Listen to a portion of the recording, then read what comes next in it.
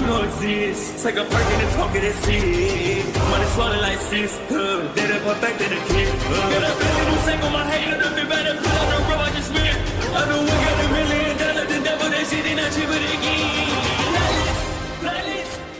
Hello and welcome back, fellow anime lovers, to MangaMuse. I am delighted to have you join us once again in the world of fanfiction and fantasy. This is the fourth part of What If Deku Finds Venom Symbiote in MHA. Special note, this fanfic is written in a masterpiece of Ultimate Demon Beast 65 and somebody on FANFICTIONnet. Do check and support the authors too. Now smash the like, share and subscribe button for more. Also press the bell icon so that you never miss such great parts. Thanks for the introduction. Now let's dive into the world. We'll get everyone back safely. Midoriya thought. If we can do that, that's all that matters. Eddie, Venom, when this is all over, we'll need to talk. On one side of the forest trail, Uraraka and Tsuyu were currently engaged with the blood-drinking villain and secret symbiote host Toga, who was able to land a cut on Uraraka's left bicep before Tsuyu could create a gap between the two in order to protect her. Toga had not revealed Carnage and only transformed her fingers into claws when attacking the two girls. Ochako, is your arm okay? Tsuyu asked, concerned for her friend.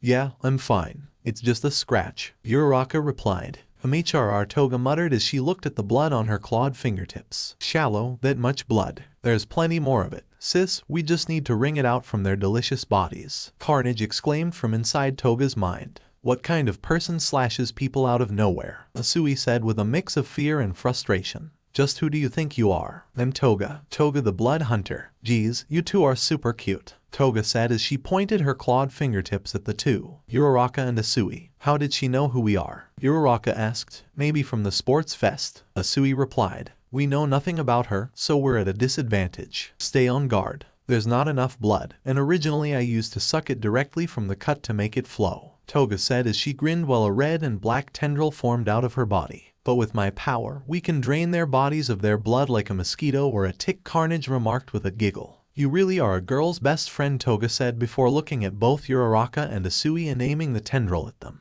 Don't worry, girls, this is only going to hurt like a lot, but it'll be quick if you don't struggle. Now, who's first? Toga then rushed towards the two girls, raising her clawed hand and tendril forward to attack them. Tsuyu quickly shot out her tongue and wrapped it around Uraraka's waist before throwing her back towards the start of the trail. Ochako, you have to get back to camp, Tsuyu shouted. We've got permission to use quirks to protect ourselves, not to counterattack. I'm sure that's what Mr. Aizawa meant. Tsu, come on, Uraraka called out as she tried to reach out for her friend. I'll be right behind you, Tsuyu assured Uraraka as she was about to leap, but she then turned around to see that Toga had gotten close to her and stabbed into her shoulders with her claws and tendril, to which Tsuyu then pushed Toga off of her while also leaping several feet away. Tsu, Toga mumbled as she looked over to Tsuyu with a devious grin. What a cute nickname. I think I'll call you that too. Oh, now you're just making me jealous, sis. Carnage pouted. No you won't. Don't even think about it. Only my friends get to call me that, Tsuyu shouted before jumping away from Toga's propelled tendril which pinned her to a tree by her hair. Gotcha, little frog, Carnage said with sadistic glee. Meh, that means I must be your friend too, Toga exclaimed with laughter before Carnage broke the piece of her tendril off to keep Tsuyu pinned to the tree. I'm coming, Uraraka called out while running over to help Tsuyu. Aw, you're bleeding, Tsu. You couldn't be more adorable, Toga stated as she leaned in closer to her,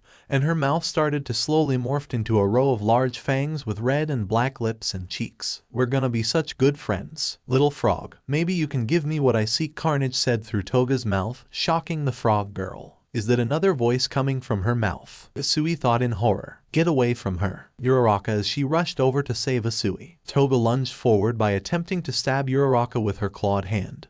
But the gravity-altering hero in training sidestepped her and remembered her training from Gunhead. Uraraka then grabbed Toga's wrist and the base of her neck, though when she tried to force her to the ground, Toga's body erupted with various tendrils that ensnared Uraraka's body, and flipped her around so that instead the psychotic symbiote host was the one pinning her down, making Uraraka let out a yelp of pain. Ochako, Tsuyu yelled in fear of her friend. Toga's grin widened as her hands fully morphed into red and black claws while she kept Uraraka pinned down as Carnage formed on Toga's face. Who said you could touch her, huh? You told you that you could manhandle my cute sister. Carnage roared at Uraraka. What kind of quirk is this? It's like it's somehow alive, Uraraka thought before looking up at Carnage, Toga's face, seeing a familiar sight. Her face. It looks just like. Before she could finish her thought, Toga plunged 2 of her clawed fingers into Uraraka's back, making her scream out in pain. The way she looked at us, Carnage said before a scowl formed on her face. She knows where he is. Let's make her spill her guts. Patience, Carnage, Toga said as her face went back to normal. Achako, you're delightful too. You've got the same smell as me. You got a crush on someone, right? Uraraka's eyes widened as sweat ran down her face as her skin crawled from the fear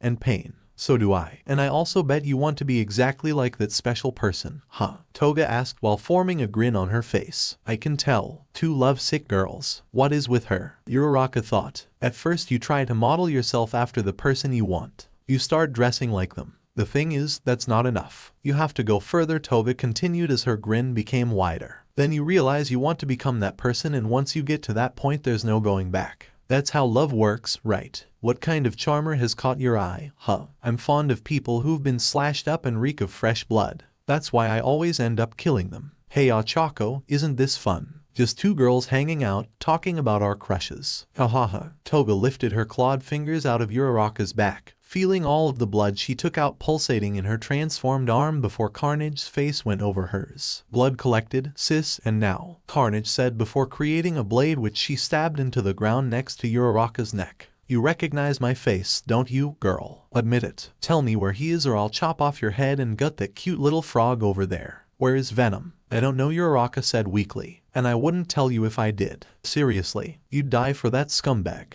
How disgustingly sweet, Carnage said as she raised her blade up and prepared to slice her head off. Oh, and I had no intention of sparing any of you, at least only the one the League was after. Now goodbye, little girl. Before she could bring it down on Uraraka, Carnage, Toga was knocked off of her by something quick and strong, flung into a nearby tree. Uraraka looked up to see a tall black figure standing in front of her, with Tsuyu also surprised and scared by this new arrival. The figure turned their head around, revealing the familiar symbiote Venom. Venom, is that really you? Uraraka asked, trying to catch her breath as she stood up slowly, to which Venom grinned. Sorry to keep you waiting, round-faced girl. Venom said. Round-faced girl, Uraraka exclaimed in confusion and annoyance before she went over to free Tsuyu by pulling out the dislodged piece of Carnage's tendril from her hair. Tsu, are you okay? Did she hurt you anywhere else? No, but I think I'll be fine, Tsuyu replied, clutching one of her shoulders, then looked over to where she heard a familiar voice. Uraraka, Tsu, Shoji called out, getting the attention of Uraraka and Tsuyu as they saw him with Midoriya, Todoroki and an unconscious Tsuburaba. Guys, you made it, Uraraka said in relief. And Deku, what happened to you? It's a long story, Midoriya said weakly, before he spotted Toga leaping towards Venom and the girls. Look out. Venom in turn intercepted an attack from Toga, grabbing her arm that was transformed into a red and black blade, the color making both Venom and Eddie gasp in horror. He let out a growl as he felt something go through his shoulder, which was a tendril coming from Toga herself, as the symbiote and host were in disbelief over what they were witnessing. The psychotic girl grinned as her facial features contorted into a nightmarish grin before she broke free of Venom's hold and leapt back from her adversary. Well, looks we've finally found out, Toga said with glee before more red and black organic matter surrounded her body, transforming to look as if she was wearing a suit made of blood and veins before her face morphed into one with large teeth and distorted eyes. Hello there, Daddy, your daughter is home. What the F? Both Eddie and Venom exclaimed in both shock and horror. Daddy, Midoriya, Uraraka and Todoroki yelled in unison. First, you turn out to be the vigilante from Hasu, and now you're this girl's father, Todoroki asked. What? No, Eddie has no kids, Venom roared before he noticed something about Midoriya's group. Wait, where's the bird boy and that explosive asshole? Huh? What are you talking about? They're right over here behind you, Midoriya was about to say before he turned around to see that neither of his classmates were behind them. We're in crisis mode and we thought we were doing well, though we covered our bases. But Midoriya thought with dread before he and the group heard a voice. Nice trick, eh? Midoriya and the others turned to see what looked to be a man standing on a tree branch. He wore a yellow duster coat, orange gloves and an undershirt, a black top hat and slacks with white boots and a mask with black patterns that vaguely resembled a face. He was a member of the Vanguard Action Squad, a magician-themed villain known as Mr. Compress. I took the lad you're talking about with my magic, Mr. Compress said as he lightly tossed a light blue marble in his hand. A talent like his would be squandered were he cast as a hero. We'll provide him with a grander stage where he can truly shine. Huh, check out Houdini over here, Venom remarked. Give him back, Midoriya shouted. Give him back. What an odd thing to say. Bakugo doesn't belong to anyone, Mr. Compress stated. He's his own person. Don't be so arrogant. We'll stop you, Midoriya yelled. Right now, Todoroki said as he used his quirk to create a wave of ice to hit Mr. Compress, but he leaped over to another tree. Why the aggression? We merely wish to show him that there are options besides the fanatical world of heroism he's drowning in, Mr. Compress said. It's important to choose a path that aligns with your core values after all. What have you done with Tokoyami? You took him too, didn't you? Midoriya yelled. He snatched two of our strongest classmates without a sound. What power is this? Todoroki thought before turning to look at Mr. Compress. If you're monologuing because you think you've beaten us, you're mistaken. A bad habit of mine. I was once an entertainer, you know, Mr. Compress asked as he played around with two marbles in his hand. Taking Tokoyami was a bit of improv on my part. Moonfish, our dear Blade Tooth. He may not look it, but he's a dastardly devil whose last appeal was denied. The avian possessed quite a violent and destructive power, and though it was the vigilante who slayed Moonfish, I believed the child could still hold value given what I witnessed, and I decided that he should join our troop. You bastard. You can't take them, Midoriya yelled angrily. Language, Venom exclaimed. Midoriya, calm down, Shoji said. Here, take this guy for me, Todoroki said to Uraraka, handing her the unconscious Class B student before running towards the magician and shooting a massive wave of ice at him that both Venom and Toga Carnage moved out of the way of. Apologies, but sleight of hand and escapology are my specialties, not combat, Mr. Compress monologued as he leaped out of the iceberg's way. I'm not foolish enough to fight hero candidates from UA. Mr. Compress then placed a hand on the side of his mask to activate his earpiece. Vanguard Action Squad. I've acquired our target, he relayed. Our little show has officially come to a close. Meet me at the retrieval point in the next 5 minutes for the final bow. They're going to take them, our friends, Todoroki said. They can't, Midoriya shouted. You're right. We'll stop them, Todoroki as he and the other children followed Mr. Compress. Venom meanwhile looked at the large iceberg created by Todoroki in awe and interest before a red and black blade on the end of a tendril punctured through the iceberg and nearly hit Venom, who ducked before backflipping onto the iceberg's points. Daddy, we're not finished here. Toga and Carnage crashed through the iceberg while she formed a red and black organic bodysuit around Toga's body, enveloping her mouth with hers and unwinding her hair and turning it blood red. Stop calling me that, brat, Venom yelled as he snarled and glared at the psychotic symbiote and her host. Why have you returned?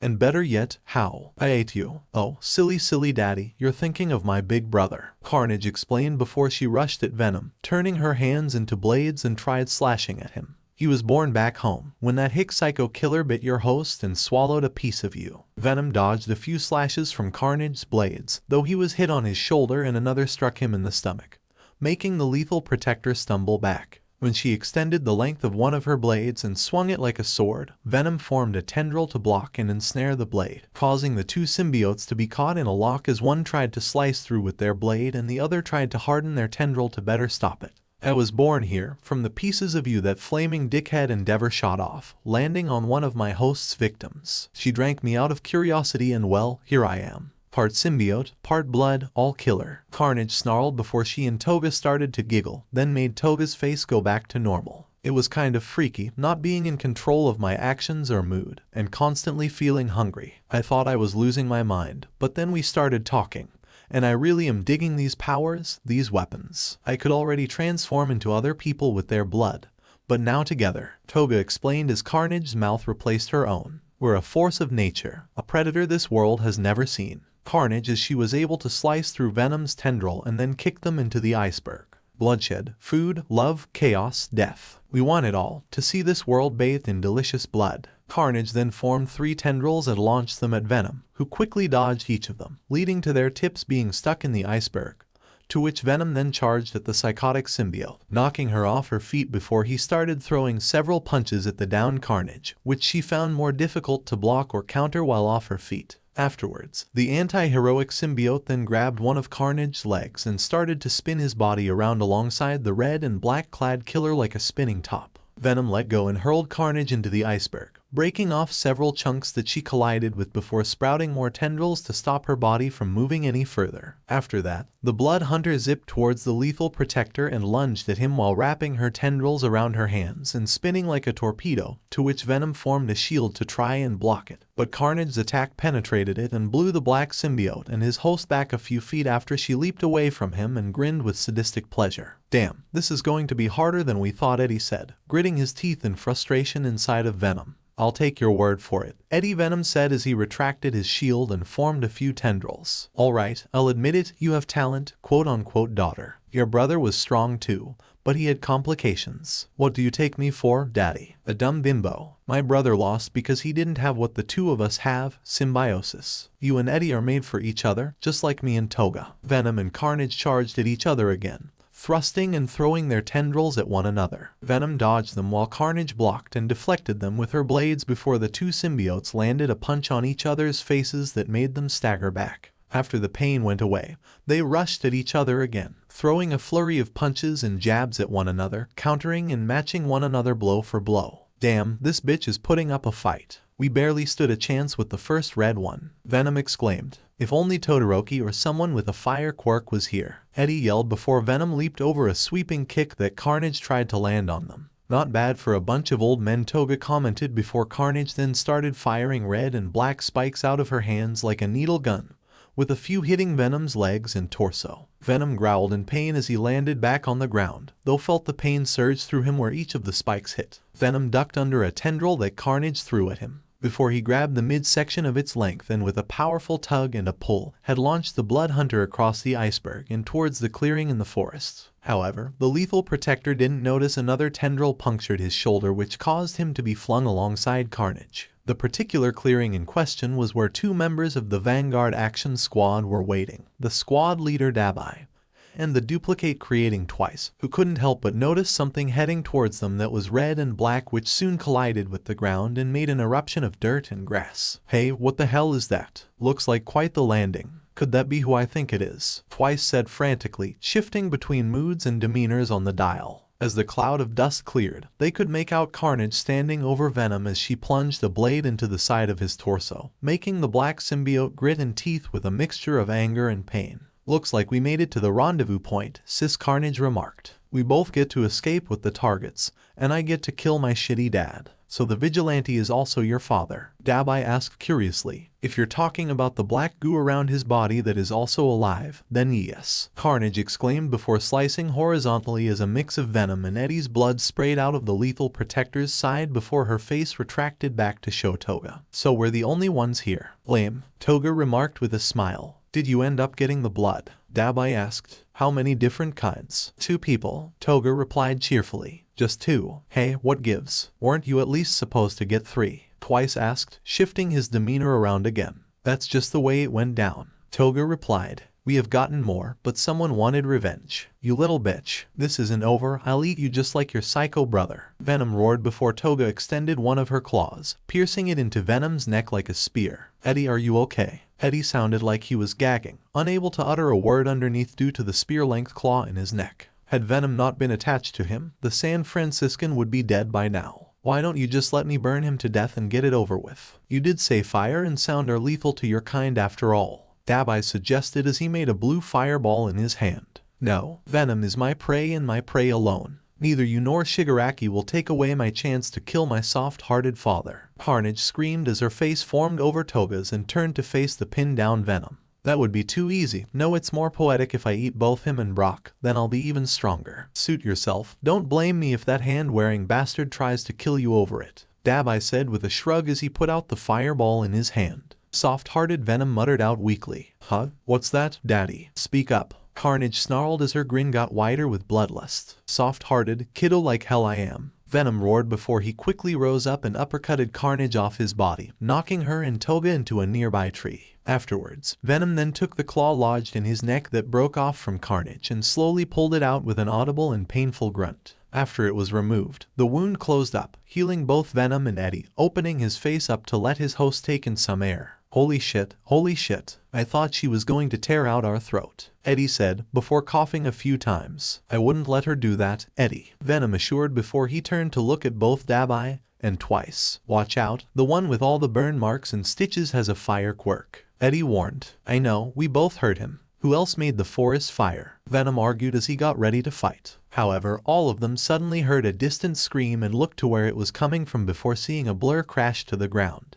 And as the dust settled, Midoriya, Shoji, and Todoroki could be seen landing on top of Mr. Compress. Well, that's quite the fancy entrance, especially for a guy with both arms broken. Venom remarked, "Give Kaken and Takoyami back to us." Midoriya yelled angrily. Whoa, what's this? Twice asked, surprised. Oh hey wait, I know these kids. Who are they? Out of the way, Compress. Dabai called out as he ignited his hand in blue fire. Got it, Mr. Compress said before using his quirk on himself to avoid Dabai's flames that were shot at the three students, with Midoriya and Shoji's arm being burned as they barely managed to dodge in time. My arms are burning, Shoji screamed in pain. Shit, we have to help them, Eddie yelled. We're kinda busy here ourselves, Eddie. Plus I sure as hell don't want to be blasted by that zombie's flames. Venom roared before he turned around and barely dodged a few spikes shot by him by Carnage, then blocked an incoming blade from the Blood Hunter with a hardened tendril. Midoriya, Shoji, Todoroki called out before looking up at Twice,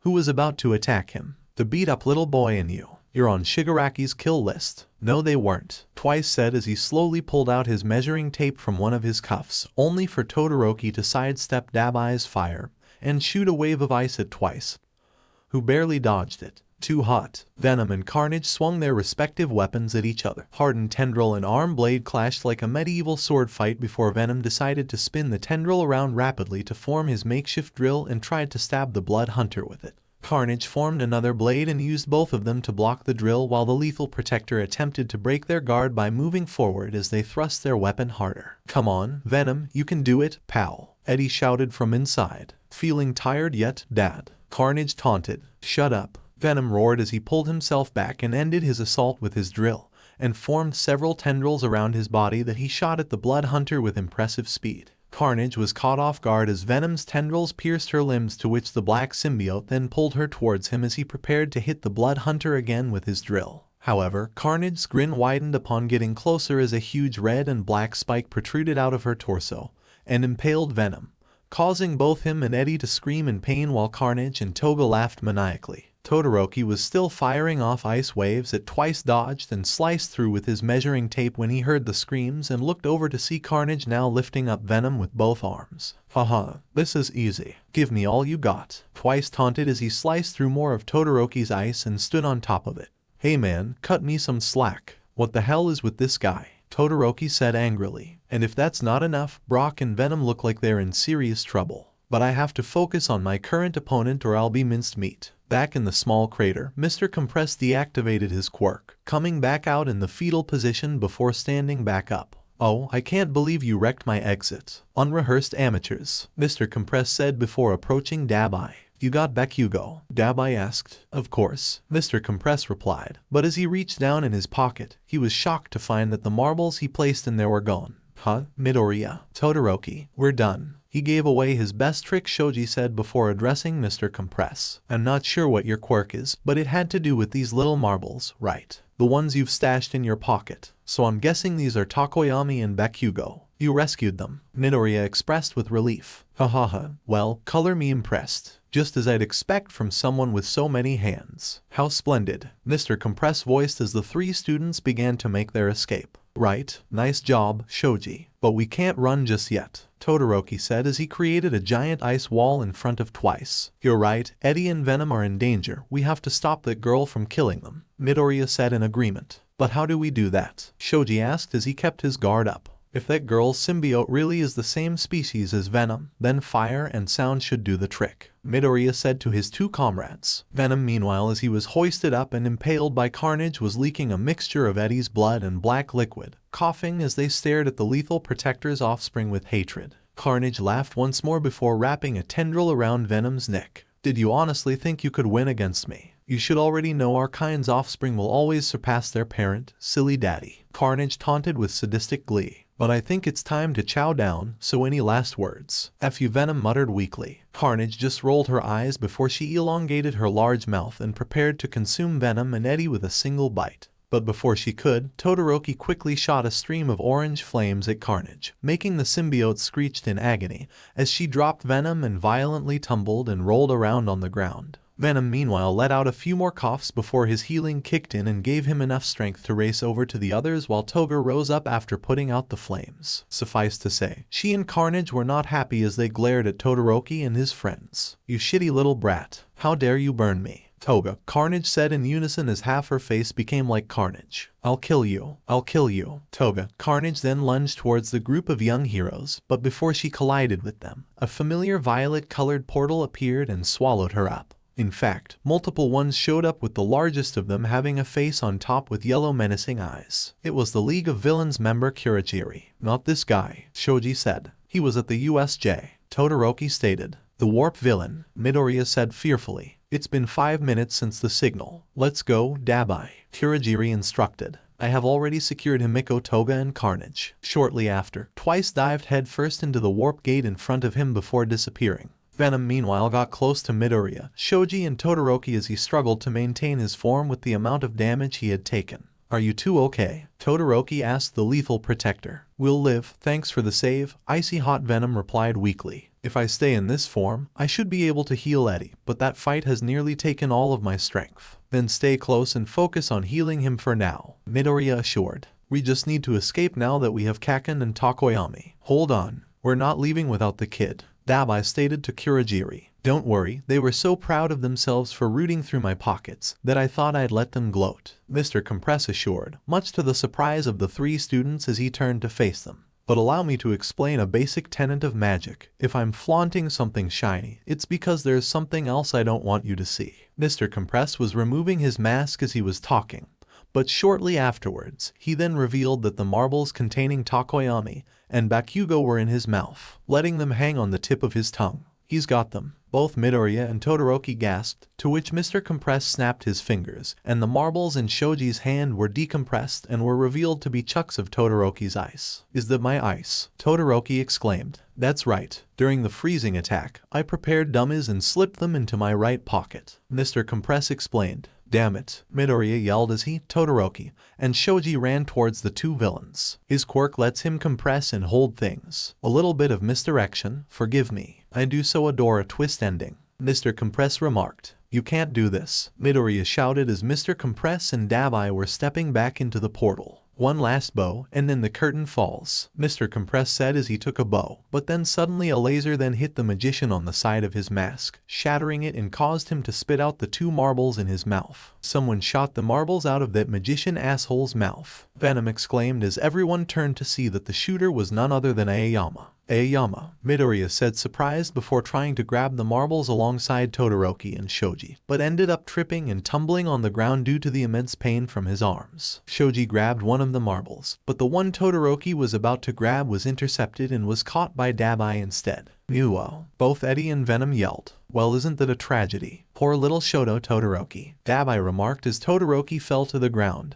then looked at the magician. "Confirm it now. Release them. That laser ruined my finale," Mr. Compress growled as he backed into the portal before snapping his fingers again, decompressing the other 2 marbles. The one that Shoji grabbed had Takoyami, while the one Dabai possessed was the one that contained Bakugo, and the fire villain had put his hand around Bakugo's neck. Dabai then backed up into the warp gate while dragging Bakugo with him. "Checkmate." "Heh," Dabai said with a grin. "Kaken, no," Midoriya yelled as he got back up and ran towards him. "Kacchan. Stay back, Deku," Bakugo muttered as the portal finally closed, causing Midoriya to instead fall face first on the ground. Midoriya looked in disbelief and silence when he saw that the Vanguard Action Squad had not only escaped but captured Bakugo. The young heroes were speechless as dread and guilt filled their minds, while Venom finally collapsed from exhaustion as he retracted back into Eddie, who despite the symbiote's best efforts still had significant injuries on his body, especially from being impaled in the torso.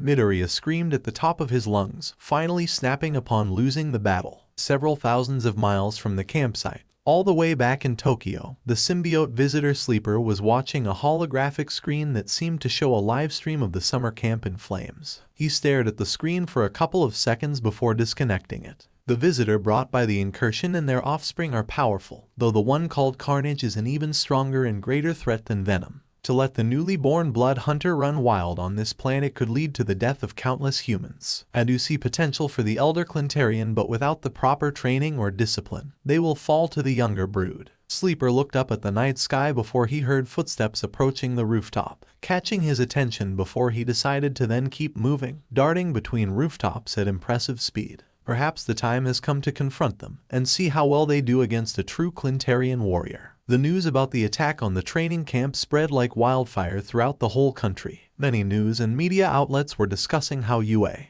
had yet again failed to protect their students, leading to Bakugo being captured by them. Some sites and blogs even theorized that they captured Bakugo in an attempt to recruit him, given that his violent, ruthless and petty nature at the sports festival made people dislike him or his attitude, even wondering if he was more suited to being a villain than a hero given the situation. Suffice to say, the League of Villains were able to create seeds of doubt and disillusion in the public's mind about the school, and pro-heroes in general. Eddie had slowly and rapidly recovered from his injuries after feeding Venom a fair dose of phenethylamine-enriched food, though paramedics still treated his wounds before his symbiote companion could properly regain his strength. Unfortunately, when they were capturing and detaining the villains who were defeated at the camp, the authorities discovered Muscular's dead body, which had a missing head and both arms torn off, which didn't take Detective Tsukachi long to figure out that Eddie and Venom were the cause of the villain's death, and after they were sure he had recovered well enough, they took him in for interrogation alongside interviewing Aizawa and Vlad King on what had happened.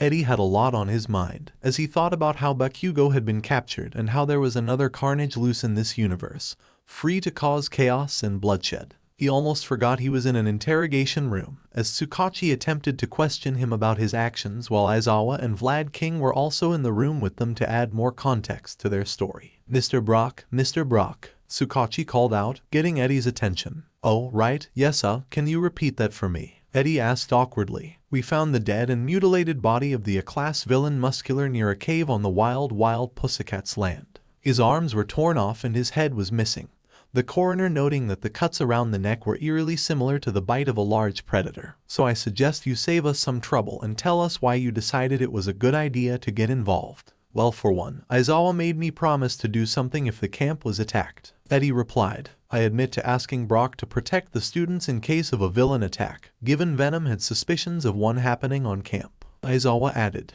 but I also didn't tell you to eat a villain, and you proceeded to do so anyway, risking your chance of remaining a free man. Vlad King chimed in. Did you not think of what would have happened if any of the kids saw you do that? How traumatizing that would have been? Tsukachi asked, before Venom then sprouted out of Eddie and let out a small cough. That Muscular guy was a scumbag. He was going to kill that boy. Venom argued. You really think psychos like that deserve to be kept alive? Hell no. I did you all a favor and yet you jail us up like we're the bad guys here. No one, especially pro-heroes, has the right to take the lives of villains. If the commission finds out about you being at that camp and what you did, they would never let you see the light of day again. Vlad King exclaimed. Your current list of victims is now up to 3, meaning legally speaking you'd be classified as a serial killer, Tsukachi explained. But I also know your story, and despite the crimes you've committed I would prefer that you find a way back to your universe. We want to keep you out of Tartarus, but we can't do that if you breach the contract you signed with the Commission and UA.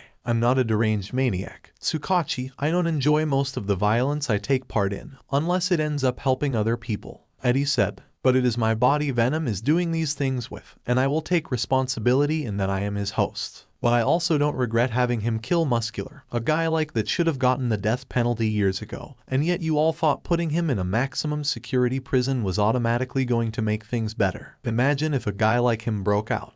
How many innocent people that are now going to be spared because we choose to take one life to save so many others? Do you seriously believe that you of all people should be allowed the chance to do that? That's quite arrogant and cold-blooded of you, Brock. We can't just execute villains even if it would be more beneficial. Vlad King argued. Hasn't the Commission assassinated people in the past though? What gives them the right to do that and then condemn heroes from doing the same? Venom fired back angrily. If there's one thing that I still can't understand about humans, it's how hypocritical they are about killing. Vlad King gritted his teeth, though didn't have a response for Venom's argument. Meanwhile, Tsukachi and Aizawa were silent upon hearing Eddie's explanation, noting how boldly he spoke, and his demeanor was completely serious. The two couldn't exactly fault him and Venom for doing what was honestly a pragmatic and much safer thing to do.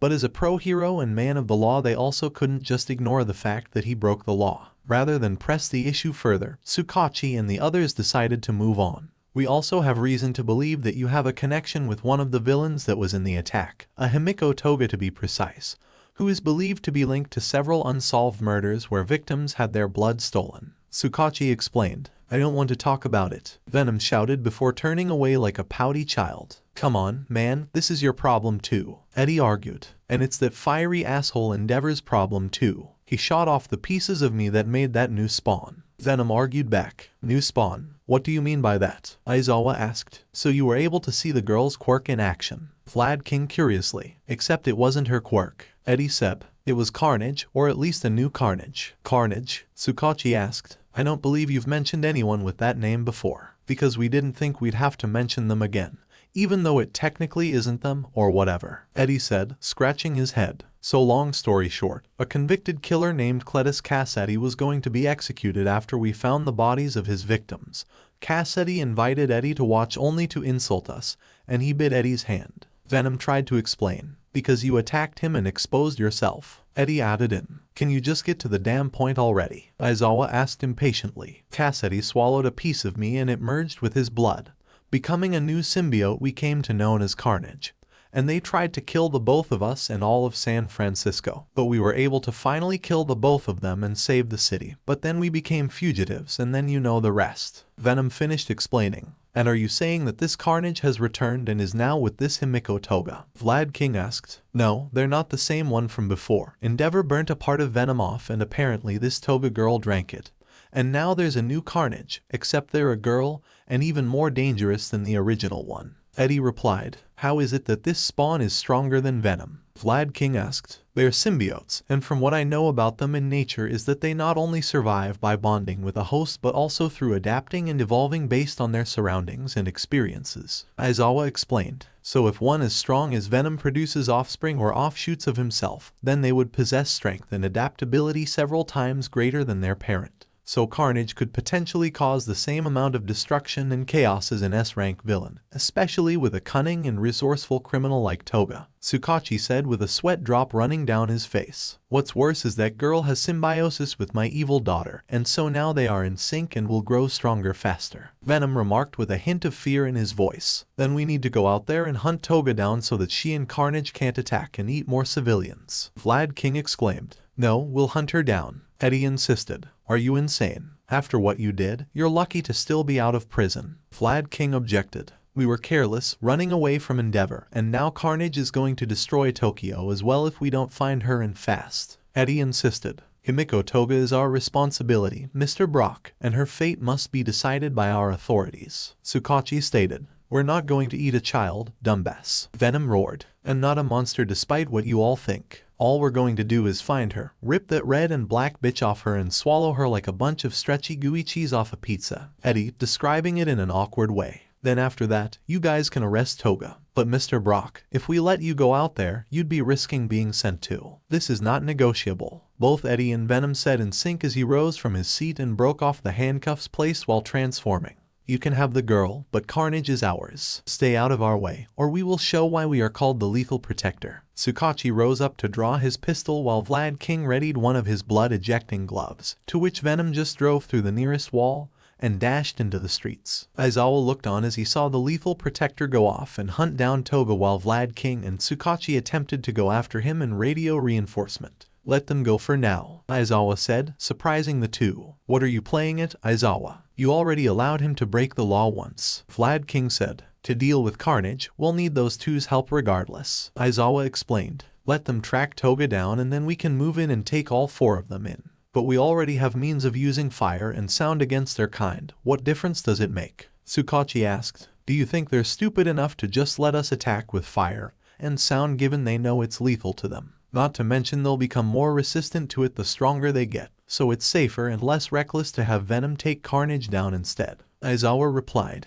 Though I crossed the line at killing, we do need to use them if we're going to be able to bring in all of the league's members. You're playing a dangerous game here, Aizawa, allowing Brock and his alien monster to be used as a weapon. Vlad King remarked. If they ever do end up back in their universe, they would be a fugitive of the law again, so I'm going to look the other way for once, Aizawa said before turning around. You can choose to follow them, but then you'd be wasting time while we have a student and a hideout to find. Tsukachi took one last look outside the hole made by Venom before letting out a sigh as he decided to call up All Might while Vlad King and Aizawa sat down. Sorry, what is it? Tsukachi, All Might asked. We've finally finished taking comprehensive statements from Aizawa, Vlad King, and Mr. Brock. And I think we've found something. Tsukachi replied. I see, but what about Brock and Venom? Are they still in your custody? All Might asked. It's a long story which I'll tell you about in person.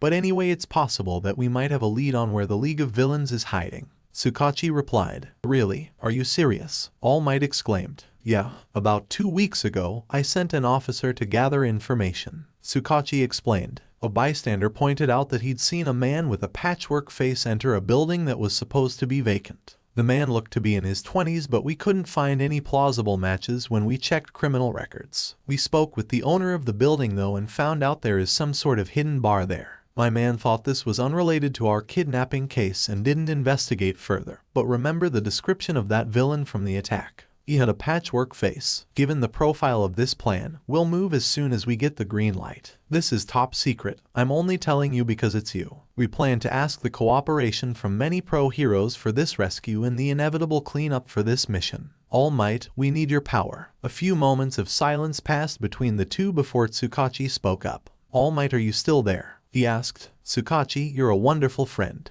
and I know just what I'll say when I find them. All Might said as his muscles grew before he completely changed into his hero form. I am here to make you pay for what you've done. A few blocks away from the police station, Venom raced up another building before reaching its rooftop, stopping to map out his path in his pursuit of his psychotic offspring.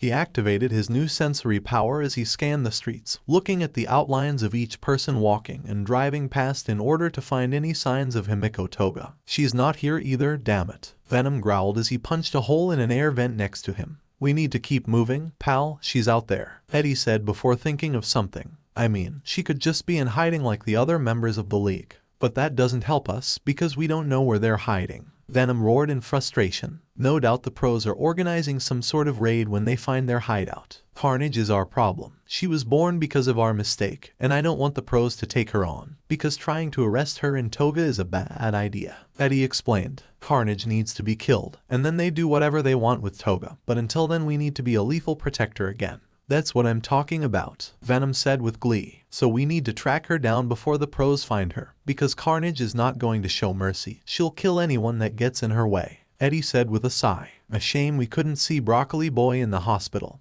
He was pretty beat up from that muscular asshole, Venom remarked with a tone of sorrow. He was also really upset when they took Bakugo. Eddie commented. Why did he care so much about that explosive prick? He did nothing but bully and scare him for years, and yet he talks about him like he's his best friend. Venom exclaimed. That's what abuse can do to people, make them believe that they're the ones at fault or that what happened was normal or okay, especially if no one stopped to help him. Eddie said solemnly. I wish I could have spoken to him more before the camp, but I know that the kid is no doubt angry with me and I don't blame him. We can worry about that after we find that bitch and eat her, Venom said, gritting his teeth as he leaped over a few rooftops and kept moving forward. A lone man sat within a room filled with wires, cables, and machinery, with the only light sources being from LED monitors and dim bulbs in the roof. The man was tall and broad, wearing a black suit with a white undershirt but no tie, though his most distinguishable feature was how his head was bald and disfigured. A scarred and malformed patch of skin where his eyes and nose should be, and his ears were nothing but the openings leading to the eardrum.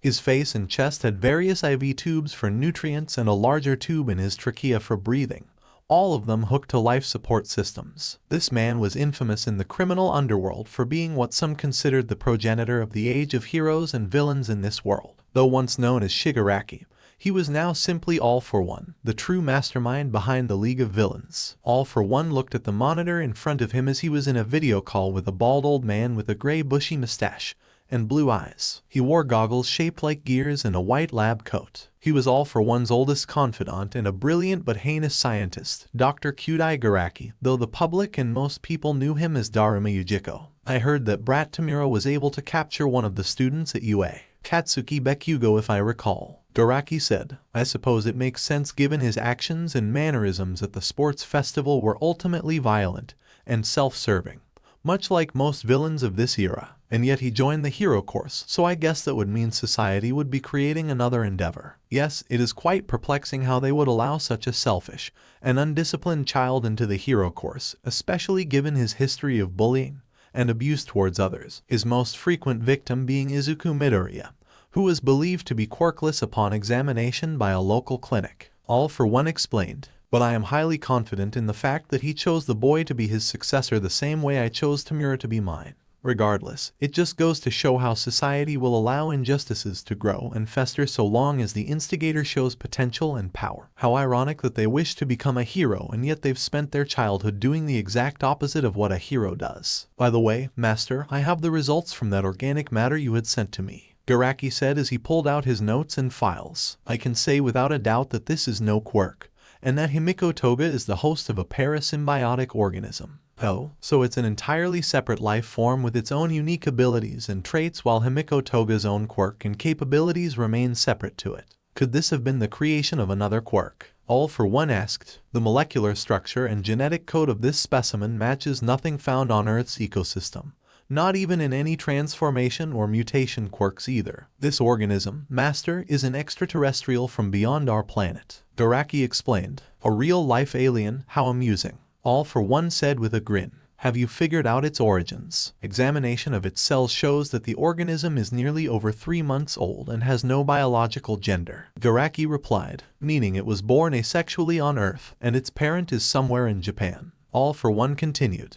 The organism from what I have observed and heard bonds to a host and grants them superior levels of strength, speed, stamina and reflexes as well as an accelerated healing factor that allows their host to survive and recover from fatal wounds so long as the symbiote is bonded with them. Their organic matter is also quite malleable and flexible, able to shift and alter their constitution and form at will to create weapons and armor. Garaki explained. I have discovered this by bonding the piece that I was given to animal subjects, observing how it behaved and determined its limitations. And what have you discovered about its strengths and weaknesses, Doctor? All for one asked. The symbiote is intelligent enough to learn from its experience and will actually adapt and grow with its host, gaining greater control over its abilities and increases in overall power. A mouse I bonded the organism to could shatter the cage it was inside of on the first day, but when I put it inside a reinforced cage with titanium plating, it slowly but surely chip away at its new prison. And weeks later it finally broke through the titanium, not just through brute force mind you but by actually targeting the gaps between the plating.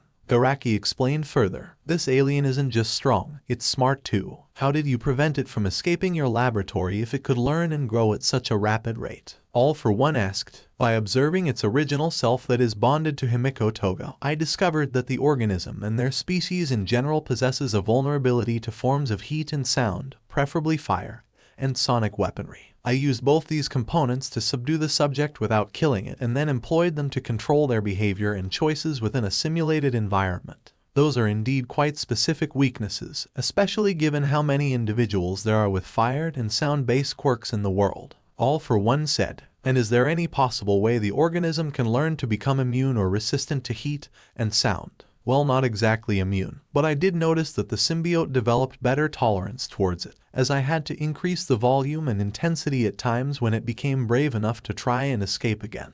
Garaki replied, even so with its vulnerabilities, it could potentially be molded into the perfect weapon with the right modifications. You've done quite well, Doctor. This symbiote, though having fatal flaws on its own, could be used in tandem with my quirks to create a line of nomus that will be unstoppable. All we need to do is trigger the organism's reproduction cycle and perhaps transferring the right quirk will purge the weakness from their genetic code. While that is a good plan in theory, Master, the piece I have in my possession is still only juvenile and might take a while before it can reproduce. I would recommend finding specimens who are adults, much like Himiko Toga's Carnage and their parent, whoever they are. Garaki said, scratching his head. Fortunately for you, my friend, I already know the identity of Carnage's father, and they are in Tokyo as we speak. All for One said, as he turned to one of the monitors, showing the footage from Hasu's CCTV cameras of Venom defeating and eating the eyeless Namu. Back in Kamino, Shigaraki and his league of villains had Katsuki Bakugo within their grasp, strapped onto a chair,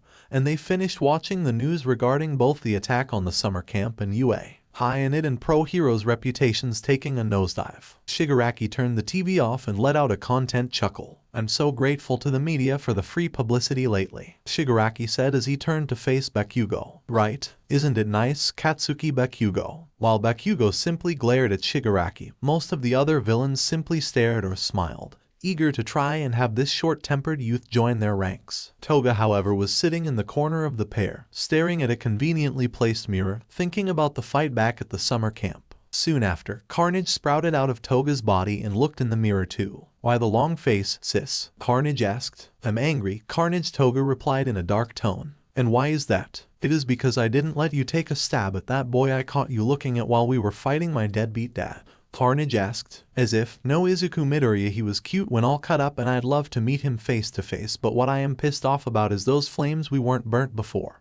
And it hurt, like really hurt," Toga said as she clenched her fist. "Fire and sound are our worst enemies. They hurt like hell. I know so from the memories of my father and brother," Carnage remarked. "You have their memories?" Toga asked curiously. "They're more so feelings or instincts inherited from them. I know how it feels because they also know how it feels," Carnage said. "But not to worry, there won't be any fire or sound to stop us when we hunt down Venom and Brock and turn them into a gourmet meal. Well, if we're hiding from the police right now, then I'd gladly take you out to look for them," Toga said with a sigh before looking at the other league members around Bakugo. "You can turn into whose blood you drink and I can't be affected by quirk nullifying weapons and tech," Carnage explained. "We could go out there now, completely incognito, and find them before any cops tracked us down. Besides, what happens when they discover us? They're not going to know our weakness, are they? I'm the one in charge here, remember. And if I say you can't go, then you can't go," Shigaraki said, addressing Toga and Carnage, which caught their attention. "I do what I please, Shiggy," Carnage said, glaring at the hand-clad villain. "So unless you want to keep your hands and spleen, I suggest you stay out of my way.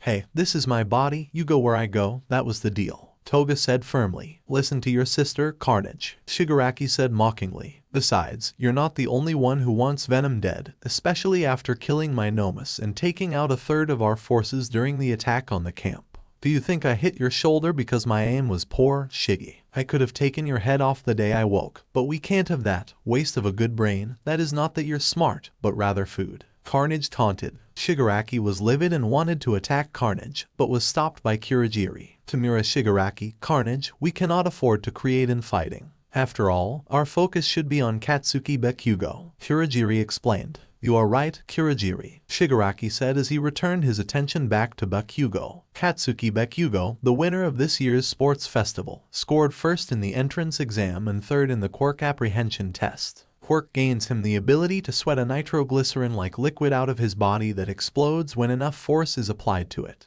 A competent fighter despite your destructive power, am I right? But I wonder, what's a kid like yourself doing wasting your talents becoming a hero? Why don't you join the League of Villains instead, and we can kill All Might and destroy this society, making the world a truly interesting and better place for us all. Am I supposed to be impressed by that stupid speech, asshole? No way in hell am I becoming some loser villain." Bakugo roared in defiance. "Why not? You don't even act like a proper hero." Dabai said, staring at Bakugo intently. "You throw insults at nearly everyone around you, you act excessively violent and shoot death threats like they're second nature, and you treat the people around you with barely any respect or concern. That sounds an awful lot like a villain, don't you think? If that's the case, then why is Endeavor still considered one?" Spinner asked as he crossed his arms. "Because he still saves lives, fights villains and doesn't break the law," Nagni replied. "But young Bakugo here seems like quite the rule breaker. What kind of hideout is this supposed to be anyway? A shitty little bar in the seedy side of the city. After I blast these restraints off, I'll level this loser building along with the rest of you," Bakugo boasted with an arrogant smirk. "Ugh, this brat is fucking annoying.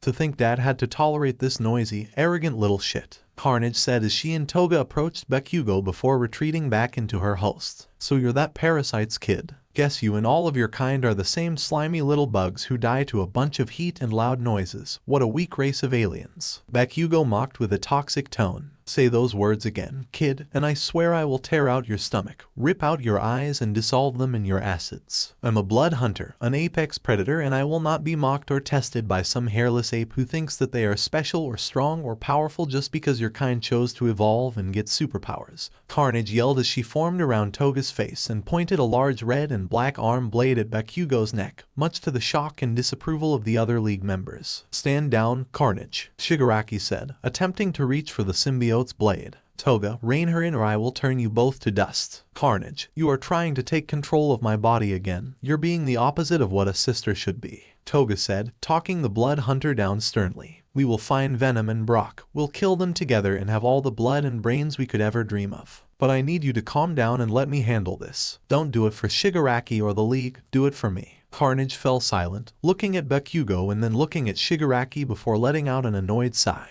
She went back inside of Toga's body, who then let out a small grin before leaning on the bar counter cheerfully. You owe me, Toga, Carnage said with a hint of resentment. Of course I do, Toga retorted back. Shigaraki let out a groan before he returned back to speaking with Bakugo. I'll ask you one more time. Katsuki Bakugo, aspiring hero, will you join the League of Villains? Bakugo in turn flashed a slasher smile at Shigaraki and his allies. Go throw yourself into traffic. Shigaraki squinted his eyes in frustration, as he knew it would take more effort to try and convince the blonde hero in training to join their side. I heard that UA staff were appearing at a press conference later regarding what happened at the summer camp. Perhaps we should tune in and see how the media and public will react to it, Mr. Compress suggested. Well, I guess any chance of discrediting those heroes more is worth the watch, Shigaraki said in amusement as he turned the TV back on, hoping to tune into the press conference. Let's return to a short clip from the UA high school press conference that just wrapped up.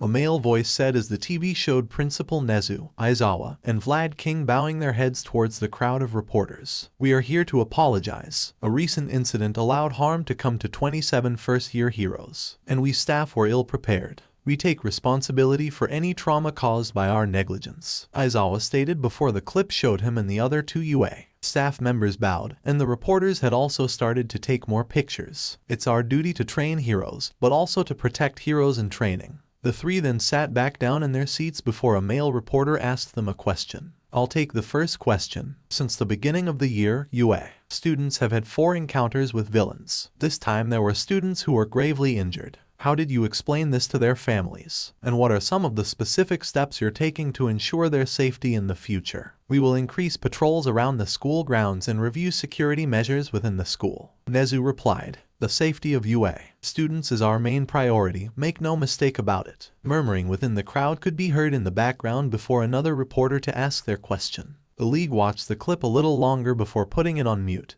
and Shigaraki turned to face Bakugo. Isn't that strange? The heroes are becoming the bad guys, Shigaraki remarked. Seems like they're not dealing with this very well at all. So much criticism, but everyone makes a mistake or two, right? It's not like they're supposed to be perfect. Modern-day heroes sure have it rough, don't you think, Bakugo? Once a hero receives payment to protect people, they aren't a real hero anymore, Spinner stated. That's what Stain's actions taught us. A hero in this current system only cares about money and glory, Shigaraki continued. And since society buys into those idiotic rules, anyone deemed a loser is shoved aside. So we wanted to pose some questions. What is a hero? What is justice? Is this society truly fair? Soon, everyone will be asking. That's when we'll know we've won. And you like winning, don't you? Bakugo didn't reply to him and only continued to glare at the League of Villain members. Dabai, let him go, Shigaraki ordered. You know he'll just fight. Dabai sighed, trying to argue against him. It's fine. We're recruiting him, so we should treat him as an equal, Shigaraki said. Besides, he's smart enough to know he can't take us all, right? After all, UA students are so clever. Oh please, the minute he gets free he's going to attack us. This brat doesn't care about odds, especially if he can blow people up with a flick of his wrists, Carnage said, before being shushed by Toga. Zip it, you had your chance, Toga told the symbiote. Hey Twice, you do it, Dabai said. Sure thing. No way, Twice said, waving a hand as he switched demeanors. Do it, Dabai said more assertively. Aw man, Twice groaned before walking to Bakugo. I do apologize for such forceful methods, but please understand that we aren't some kind of unruly mob committing crimes without a third act in mind. Mr. Compress stated as Twice started to unlock Bakugo's restraints. We didn't kidnap you by accident. Even though our backgrounds are different, everyone here has suffered because of people, rules, and heroes to try and hold us back. I'm sure you're the same, Shigaraki said as he also walked closer to Bakugo, but as soon as Twice was finished taking off Bakugo's restraints, the hot-tempered student hit Twice in the face with his knee and quickly dashed towards Shigaraki and blasted him with a small explosion. Much to the shock of most members of the League of Villains, the hand on Shigaraki's face then fell to the ground. Shigaraki, Twice exclaimed as he recovered from Bakugo's attack. Oh look, what a surprise. He attacked you the minute he got free. Carnage remarked sarcastically. Gee, if only there was someone who could have told you this would happen. Oh wait, I did. You know, for creatures who have brains, you sure as hell don't use them. I'm done listening to your endless talking. Can you not get to the point or do just like your own voice? Bakugo retorted. Basically what you're saying is that you want to cause some trouble and you want me to join you. Well, screw you. A mad grin then formed on Bakugo's face. I like to win. I want to win just like All Might, he stated. No matter what you have to offer me, that will never change. Do you understand? Yeah, I hear you loud and clear. I think it's time to devour his brain, Carnage said as she formed tendrils out of Toga's back. Don't even think about Dabai said, keeping his eyes on Bakugo. Before Bakugo and the League could take any other actions, everyone in the room then noticed that the TV was unmuted and heard what happened during the replay of the conference mid-conversation between Aizawa and another reporter. Can you say the same for the abducted Katsuki Bakugo? He enrolled at your school with excellent marks and went on to win the sports festival. Before that he survived the attack of a powerful sludge villain who eventually had to be taken down by All Might. The boy's obviously strong and heroic. On the other hand, the violence he displayed during the finals and his attitude during the awards ceremony both show that he cannot control his temper. What if this is the real reason the villains kidnapped him? What if they're brainwashing Bakugo right now, pulling him toward the path of evil? How can you sit there and tell us that he has a future? The camera then showed Aizawa standing up, not speaking for a couple of seconds before bowing his head towards the crowd once more. As Katsuki Bakugo's teacher, I take full responsibility for not taming his violent behavior. However, his actions at the sports festival were born of his deep-seated convictions, Aizawa said as he looked up slightly. He's trying harder than anyone in his pursuit to become the top hero. If the villains think they have a chance with him, then they are grossly mistaken. I can guarantee you that much. That doesn't amount to real evidence though. I didn't ask how you feel, I asked you if you had concrete information. The reporter said, we're doing our best with the intel we currently have available. We have no doubt the police will break this case very soon. We won't rest until our missing student is returned to UA. How did you hear the teachers? They get me more than I thought, Bakugo said. I'll never join your League of Bastards. They went through the trouble of mounting a huge attack, all just to bring me back here. Bakugo thought. Idiots even told me what they wanted, for me to join their pathetic group. Which means I know they won't kill me. What a bunch of amateurs. Now's my chance. I gotta take a couple of them down quick and get the hell out of here. We may not be at camp, but I'm still allowed to fight, Bakugo yelled. He must have figured out that he's important to us. What a clever boy, Magni stated. No, he's a fool, Dabai said. Let us stab him, Toga said with a grin as she formed a blade with one of her arms. Agreed, sis, I'm really getting sick of this brat and his attitude, Carnage growled. A clever performer would have acted like we were winning him over. Now that he's broken character, he's finished, Mr. Compress said as he put his hands on his sides. I only do whatever I want to and I won't even pretend otherwise. And I'm tired of being surrounded by a bunch of lame-ass wannabes, Bakugo remarked. Oh, talk, whine, whine. Can't someone just tear this little shit's tongue out already? Carnage yelled. Shigaraki was silent the whole time and only stared at the hand that fell to the ground. His hand then twitched before he started to lift it up. Father, he thought. No, Tamura Shigaraki. Be calm, Kurogiri exclaimed as he was about to reach out towards him using his head. But then Shigaraki only lifted his arm in front of Kurogiri. Don't lay a finger on him, any of you, Shigaraki stated before reaching down to grab the hand and put it back on his face. This hero ... is still a valuable piece. I wish you would have listened to what I had to say. I thought you and I could come to an understanding. What, you think we're the same? Bakugo asked. Not a chance. Something we agreed on. You're nothing alike, so just give up and kill him. Or better yet, let me just eat him. I hear spicy food is good once you get past how hot it is. Carnage barked. Shut that tapeworm up, Toga, it's getting on my nerves. Shigaraki yelled before composing himself. Then I have no choice. The heroes said they'd continue their investigation of our group. so we don't have time to stand here and talk. Shigaraki turned towards the TV, and it changed to displaying purple text that showed sound only. Master, lend me your power. That is a wise decision, Tamura Shigaraki. All for one said, as his voice could be heard from the TV. Eddie and Venom had managed to hitch a ride on the bullet train and arrived in Kamino in a matter of a few hours. They decided to keep a low profile while in public, and so Venom stayed inside Eddie while he walked through the crowds with a cheap hoodie he got from a nearby store. As most of the public didn't recognize him, but he knew pro heroes would have been given information and no doubt would arrest him if he were to be spotted. The human and symbiote duo caught the press conference on the Jumbotron, to which Eddie let out a sigh. Looks like the school and the pros are not looking so hot in the eyes of the public right now. Eddie commented, at least someone finally admitted that Bakugo has a problem. Venom retorted, but I'm still angry that they didn't talk about how he was a bully. Yeah, but they should save him before they try and work on his shitty behavior first, Eddie said as he walked away from the Jumbotron, only to spot a group of 5 teenagers, who upon looking closer looked somewhat familiar. Hey, don't those kids look familiar to you? Son of a bitch, it's Broccoli Boy, and he's with Icy Hot, Motor Legs, Red Boy and Little Miss Perfect, Venom remarked, spotting Midoriya, Ida, Todoroki, Kirishima and Yaoyorozu in disguise. What the hell are they up to? Eddie said with a groan as he then decided to tail them. Eddie followed the young heroes in training, making sure to keep himself hidden, and fortunately years of being a journalist had allowed him to blend in with his surroundings even without Venom's help. They appeared to be following a small device that Yaoyorozu was holding, which appeared to be some sort of tracker from what Eddie could see from his location. He noticed that they spotted at the corner of a street as Yaoyorozu peered over the side to look at a building in front of her. Okay, this is the spot the tracker is broadcasting from, Yaoyorozu said. So that's their hideout. Not a bad one, I guess. Kirishima, maybe it is, and maybe it isn't. According to the tracking history, the villain hasn't left this location for the past day. But that's all we know, Yaoyorozu stated. One villain could be hiding here, but that could be it. They might have Bakugo somewhere else. We're going into this operation completely blind for the most part. Please try to proceed logically. They're going after Bakugo. What are they thinking? Eddie muttered as he moved his foot, only to step on paper and create an audible scrunch loud enough that the group of young heroes were able to hear it. Who's there? Kirishima called out. We heard that, you know, so come out and face us. Kirishima, keep your voice down, Ida pleaded. Eddie then slowly stepped into view, his hands up but his hood obscuring most of his face. He then pulled off his hood to reveal his face to the teens. Eddie, Brock divided by Mr. Brock. They all said, surprised to see the San Franciscan. Hey there, kids, Eddie said sheepishly. What are you doing here? Kirishima asked. Me. What are you doing here? Are you trying to get yourself thrown out of school? Eddie retorted.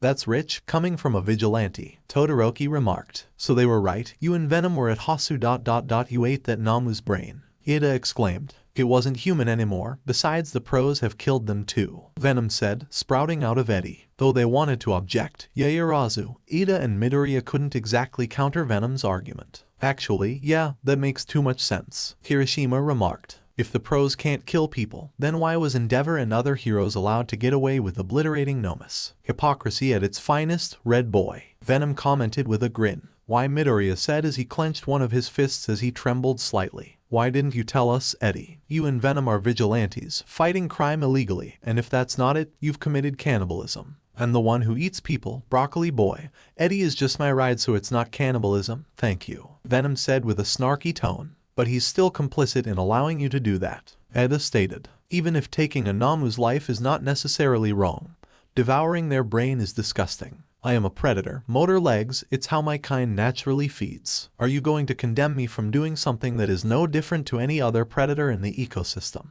Venom hissed at Ida, silencing the class rep. Look, I made a promise to Aizawa back at the summer camp, and I will honor it regardless of how you guys feel about me, Eddie said, regaining his composure. While you and the pros mount a rescue, we're going to find Himiko Toga. You mean your secret love child? Todoroki asked bluntly. No, you idiot. She has my daughter inside of her, that blood hunter Carnage, Venom exclaimed. So you're telling me Venom has a kid? When did you even find the time to hook up with someone? Kirishima asked curiously. His species is asexual. They can reproduce without a partner. Eddie elaborated. Any part of my body that is cut off can potentially become its own symbiote, and that Toga girl found pieces of me that mixed with her blood and became that psycho bitch, Venom stated with a huff. And what are your intentions with Himiko Toga and this Carnage? Yaoyorozu asked. The pros can have the girl, but we need to do the same thing we did to the first Carnage. Eddie replied. And that is? Ida asked in a concerned tone. Eat the little shit. She was a mistake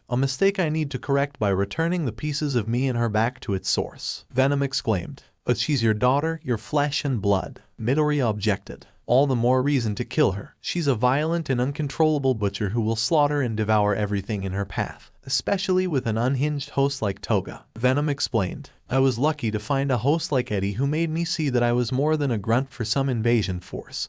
But Carnage, both of them have always been the byproduct of a psychopath's actions, and only learned how to be what they are from them. They're not worth saving, especially given how much Toga has corrupted her. Eddie said in a simpler way. So that's it. No compromise, no other solution. You're just going to kill her? Midoriya asked with a hint of anger. Yep, both Eddie and Venom said simply. Okay then, Kirishima said awkwardly. I think we got sidetracked a little here. Yes, by all means, go ahead, pretend I'm not here and continue with your planning. Eddie said awkwardly as he watched the young heroes. Anyway, I don't like this. None of us are good at sneaking around. Ida said. We need Hagakure or Gyro here. If I think things are gonna be the least bit dangerous, we're done. I won't hesitate to call the police either to make sure my friends are safe. Thank you, Ida, Midoriya said after turning away from him. So what can we do in front of us? Let me see here. The prerequisite is that we don't use our quirks to fight the villains, and on top of that we'll need to figure out. Been a while since I've seen him this weird, Kirishima said as Midoriya went on one of his tangents again.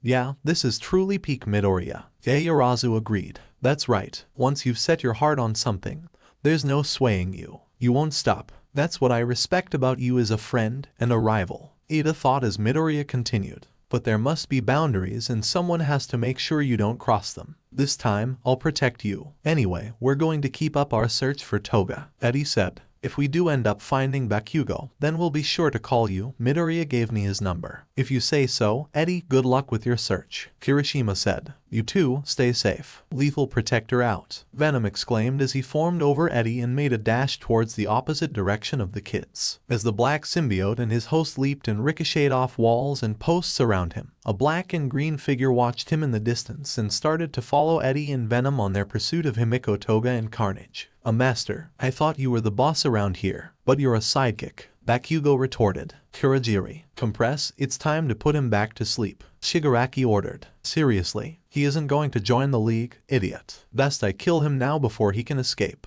Carnage argued. At least let Sis get some of his blood. I can't believe he's such a bad audience member, Mr. Compress sighed before walking towards Bakugo. It's almost impressive. If you want me to listen, then get on your knees and beg. Bakugo yelled once more before thinking to himself. I wanna blow them away with maximum firepower, but that warp guy is way too fast. I need to make an opening somehow and get to the back door. Toga was focused on Bakugo, but Carnage, though initially focused on him too as half of her face formed on Toga's, felt a stinging sensation in her mind, forcing her and Toga's eyes to close. When they both opened them, their eyes were glowing pure yellow and saw everything as red except the people around them who were colored outlines. What is this? It's like some sort of freaky vision, Toga muttered. I knew my kind could develop senses like this, but this is Carnage said before noticing something, or rather someone in front of the door, a human-shaped outline. Hold on, someone is approaching the door. What do you mean? How can you tell? Gabai asked curiously. It's like there's an outline around it, the shape of a person, Carnage replied as she looked carefully before grinning. Oh, that's what their game is. Everyone then turned their attention to the door as they heard a few slow knocks coming from the other side. Hello, I got a pizza delivery here, a male voice said. A few moments of silence passed before the wall behind Spinner burst open as none other than number 1 hero All Might came leaping into the hideout. Smash! All Might yelled with his fist forward, indicating he had punched through the wall with his bare hand. What the gecko villain exclaimed. Kurogiri, gate, Shigaraki called out, to which the warp villain tried to activate his quirk. But then one of the new heroes, Kamui Woods, had dashed in and shot out branches towards each of the villains,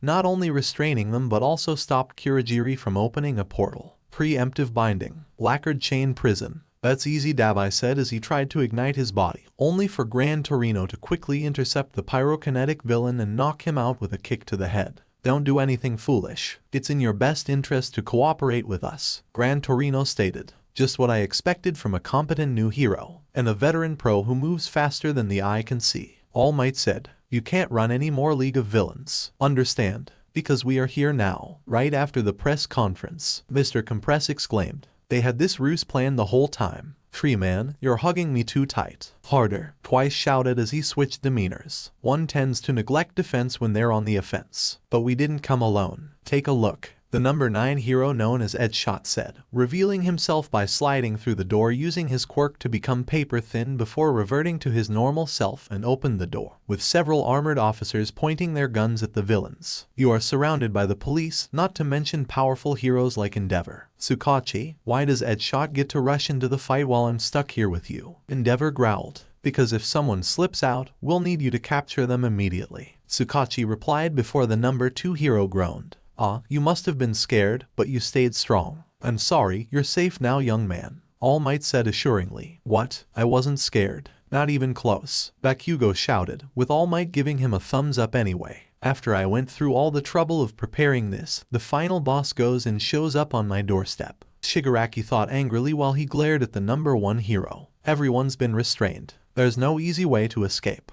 It can't be helped, so they've got backup, huh? Well, we do too. Kurogiri, warp over as many as you can. Shigaraki commanded. The Namu, right? All Might asked. Kurogiri had tried to summon the Nomus to their location.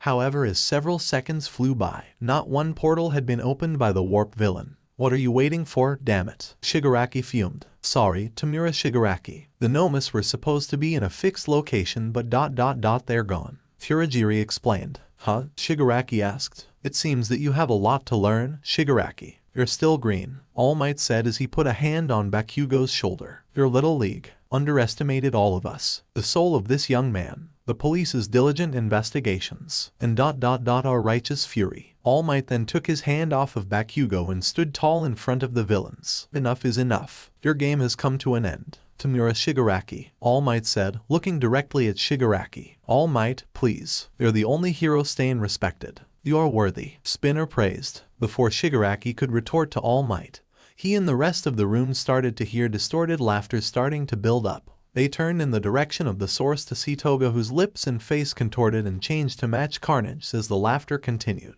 Oh, this is just too priceless, Carnage remarked. You know, I was expecting more from you, Shiggy, but at the end of the day you are just a weakling, like the rest of the trash. You knew that there was more than just one of them, Shigaraki said, turning to looking at Carnage. And here I thought you would have been more perceptive. I mean, did you really think that was a pizza delivery guy? Carnage scoffed. I even told you someone was at the door, and yet you still didn't think that was suspicious. Idiots. You call yourselves villains. You can't even see through the oldest trick in the book. That face, they match the photos of the prime suspect of those unsolved murders. Gran Torino thought before addressing Toga. Are you Himiko Toga? Toga's on sabbatical, honey, Carnage said as her grin widened. No, my sister was a fool for thinking the League of Villains were worthy of a blood hunter like ourselves. Who are you? Gran Torino demanded. Me. I'm an apex predator. I hunt and eat weak little shits like you for breakfast, lunch, and dinner. Carnage boasted. I will protect my sister and bathe this world in blood and guts,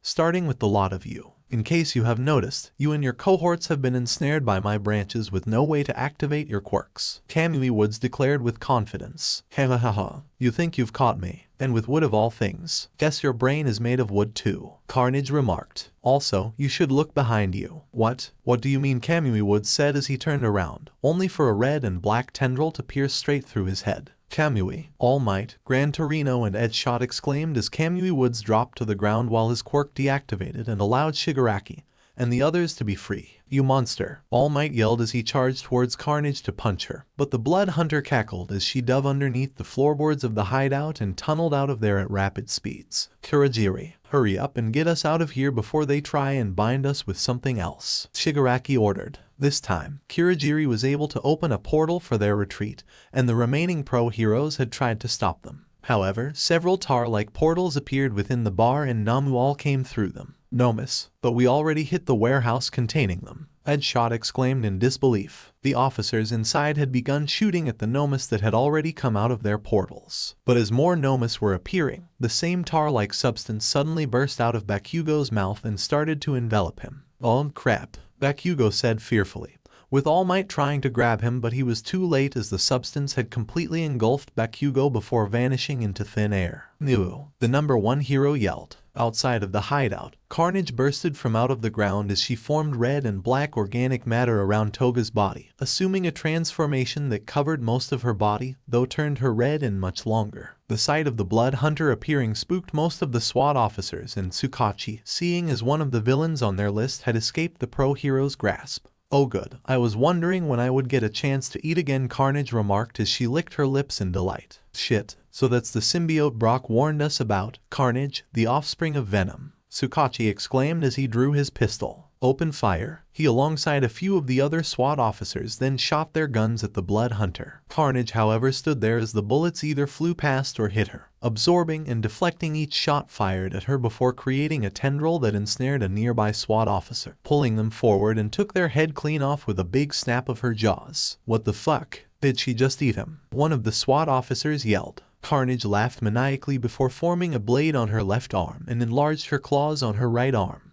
She charged into the conflict as he started to viciously rip and slice through SWAT officers like they were wet paper. SWAT officers opened fire again, but Carnage walked through the shots as she made bladed tendril from her back that would impale and slash people from a distance, before picking up an officer that tried to bash her with a riot shield with one of her tendrils and proceeded to disembowel them with her claws. Carnage bit said officer's head off before dropping their lifeless and gutless body to the ground as she thrusted her arms out and fired several red and black spikes at a couple of the SWAT officers, who tried to protect themselves with riot shields, but the spikes were too sharp and easily pierced them. The spikes penetrated their bodies and made several officers drop dead, horrifying Detective Tsukachi at how utterly unhinged Carnage was. "Damn it," Tsukachi shouted before turning to the number 2 hero. "Endeavor, we need you to focus on the red and black creature." "Red and black creature?" Endeavor thought in confusion before he blasted a nearby Namu with a wave of fire before looking in Carnage's direction.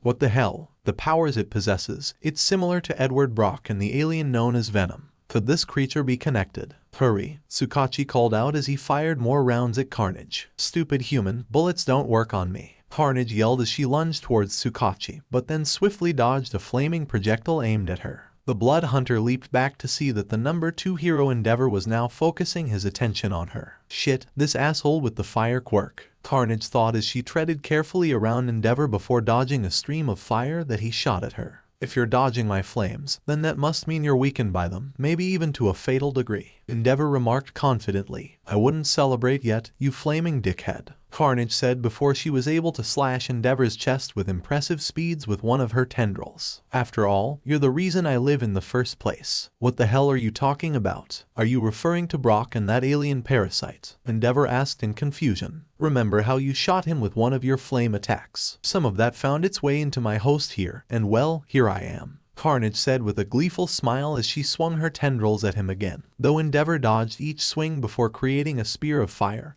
and threw it at the Blood Hunter. Carnage then did something shocking to the number 2 hero. As the second the flaming spear reached Carnage's torso, she opened up a hole large enough that the spear went directly through her, never making contact with her body at all. Endeavor's eyes widened in horror as he watched Carnage close up the hole and rushed at him while swinging their arm blade down, to which Endeavor's left hand was sliced clean off from his arm. Endeavor roared in pain at the loss of his hand while Carnage simply laughed before picking up the number 2 hero's severed hand with a tendril. "Alwa, what's the matter? Did you lose your hand?" Carnage said in a mocking tone before waving said hand in front of Endeavor. "You were talking as if you had this battle all under control, but you clearly underestimated me. Did you honestly think I would back down just because you can create fire? I can slice you to pieces before you can ignite the hydrogen in the air, you stupid bastard." "Shut up," Endeavor yelled as he ignited his right hand in flames and then shoved it on his bleeding wrist, cauterizing it as he let out another pained roar. "It's going to take more than losing a hand to kill me. Noda, if I wanted you to die quickly, I would have just sliced off your head," Carnage retorted before taking a stance with her tendrils and claw blade combo. "But where's the fun in that? I want you to suffer more." Carnage rushed towards Endeavor with maniacal laughter, swinging her claws and blade repeatedly at the number 2 hero,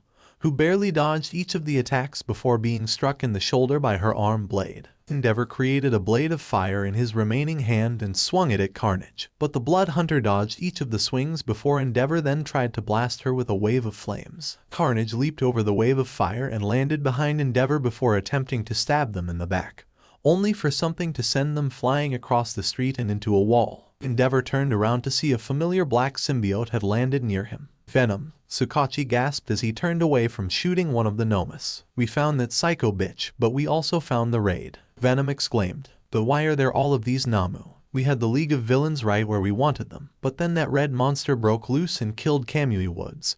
And if that's not enough, they took Bakugo again and sent these Nomus our way. Tsukachi explained before he shot an incoming Namu a few times in the face. Where is All Might? Eddie asked as Venom opened half of his face up to reveal his host underneath. Inside the hideout with Gran Torino and Edge shot. But they should be on the move soon. Tsukachi replied. Then we will let you handle this, we have a daughter to punish, Venom said as he closed his face up and headed in the direction he sent Carnage. Carnage, meanwhile, upon being thrown into a wall, quickly recovered as they pulled themselves out of the large human-shaped hole they made. Carnage looked in front of her to see Venom was charging towards her, to which the Blood Hunter dodged their tendril attack before slicing his back open with one of hers. Venom growled angrily before he turned his head and glared at his psychotic offspring. Daddy, you finally showed up, Carnage exclaimed with sadistic glee. That's right, my girl, time for your spanking. Venom roared as they countered each other's tendrils before transitioning into fisticuffs. Both symbiotes threw punches at one another before they manifested their weapons once more, with Carnage swinging her blade,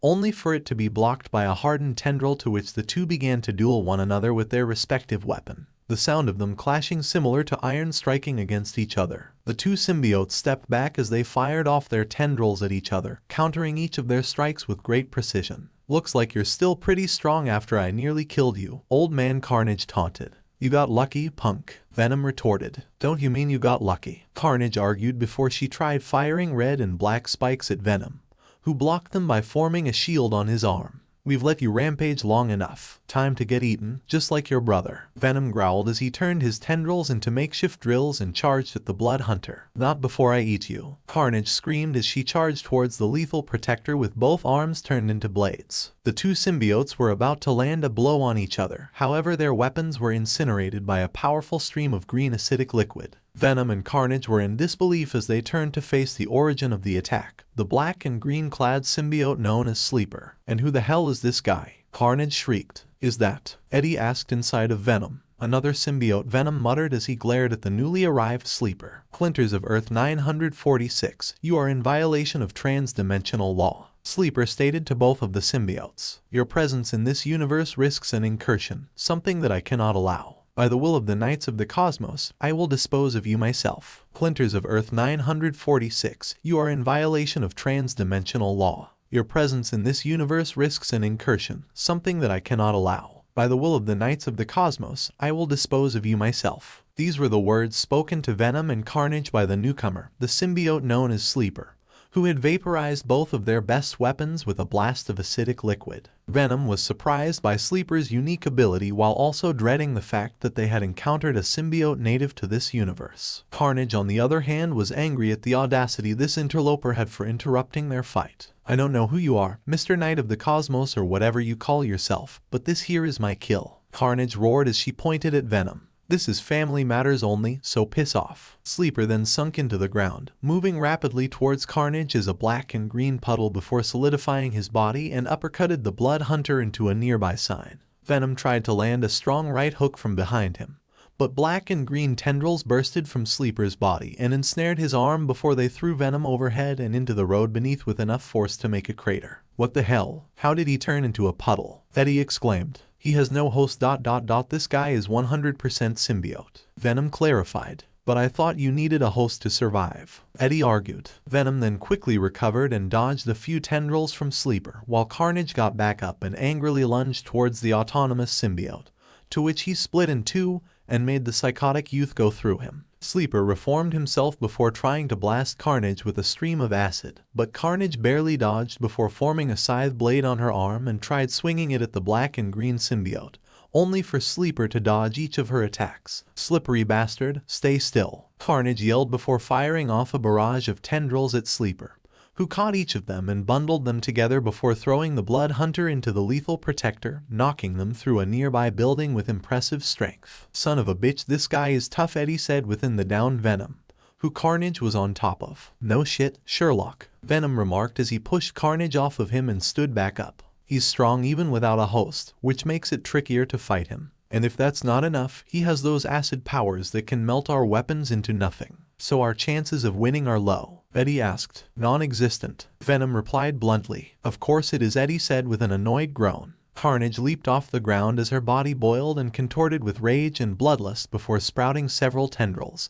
blades and spikes as she roared furiously. Carnage, now enraged, then charged at Sleeper again, swinging every weapon she had made at him simultaneously while Sleeper sharpened the tips of his fingers and coated them in acid. After dodging a few attacks, Sleeper swiped at each weapon with his claws, slicing and melting each one that he hit into wet red and black chunks of melting biomass. Carnage was not only speechless, but now something was growing inside of her, something she thought she would never feel in her life: fear. What the hell, why can't I hit you? Those were the best weapons I had. And you made mincemeat out of them, with your fingers. Carnage exclaimed. I have done my best to keep my sister safe, but this bastard is inching closer and closer to her. Damn it, it's pointless to resist. Blood Hunter, your clan was made obsolete when my generation was born. Sleeper stated as he walked towards Carnage intently. Relinquish your host, or the both of you will perish together. Don't you dare touch my sister. I am her sword and shield. I will protect her. Carnage screamed before forming a large red and black axe from her body. Sleeper then formed a green and black sword from his hand and rushed towards Carnage before the two clashed, pushing against each other with their weapons. This Blood Hunter has more strength behind them than I initially thought, especially given their host. If they were to grow stronger, they would threaten all life on this planet. Sleeper thought as he blocked another swing of Carnage's axe with his sword. Venom watched the two symbiotes have what one would describe as an alien sword fight, with Sleeper and Carnage clashing and blocking their axe and sword respectively with each swing and attack. Blurs of red, green and black could be seen moving across the street with sparks flying off their blades, organic metal, intensely clanging together and radiating across the air. Had Venom not had augmented senses, Eddie would not be able to see the two symbiotes' movements given their subsonic speeds. Their movements ended with one last clash that was strong enough to make a shockwave that shattered most of the windows nearby, to which Sleeper then tried to impale Carnage through the chest, but to his surprise the Blood Hunter made a hole in their torso that caused the sword to go straight through, in which Carnage grinned and quickly sliced off Sleeper's arm, forcing them to drop his weapon before Carnage then struck him in the shoulder, burying the axe's blade into it. Die! Carnage roared as she used her axe to insert her tendrils inside of Sleeper's body, entangling his own biomass with her own. This is bad. She's trying to pull me apart from the inside with her biomass. I need to break free of her grip. Sleeper thought as he felt Carnage's tendrils go deeper and deeper into his flesh. Before she could reach any deeper, Carnage was grabbed by Venom, who pulled her away from Sleeper, tearing out the tendrils that invaded the knight's body, and then used a strong punch to her torso to send her flying into a traffic sign. Venom roared at his villainous offspring before looking at Sleeper, who slowly started to pull his body back together and regenerated his severed arm. Look here, pal, we didn't come to this universe by choice, nor did we have that bitch of a daughter by choice either. Venom explained to the green and black symbiote. It appears that your offspring is the greater threat in this situation. Sleeper before he picked up his severed arm and sword and reabsorbed them into his body. Maybe you are more like your counterpart than I initially assumed. What's that supposed to mean? There's a Venom in this universe too, Venom exclaimed. There will be time for questions later, but right now the Blood Hunter should be our primary focus. Sleeper retorted. I believe a truce should be established for the time being. Alone we struggle, but together we can defeat Carnage. A team up. HMPH, very well. But I get to eat Carnage, Venom said before his face opened up to reveal Eddie's. And Himiko Toga, the girl inside her, has to be left for the police. Agreed, Sleeper said with a nod before he formed another sword in his hand. Venom nodded back as he formed tendrils around his arms that he slowly started to spin.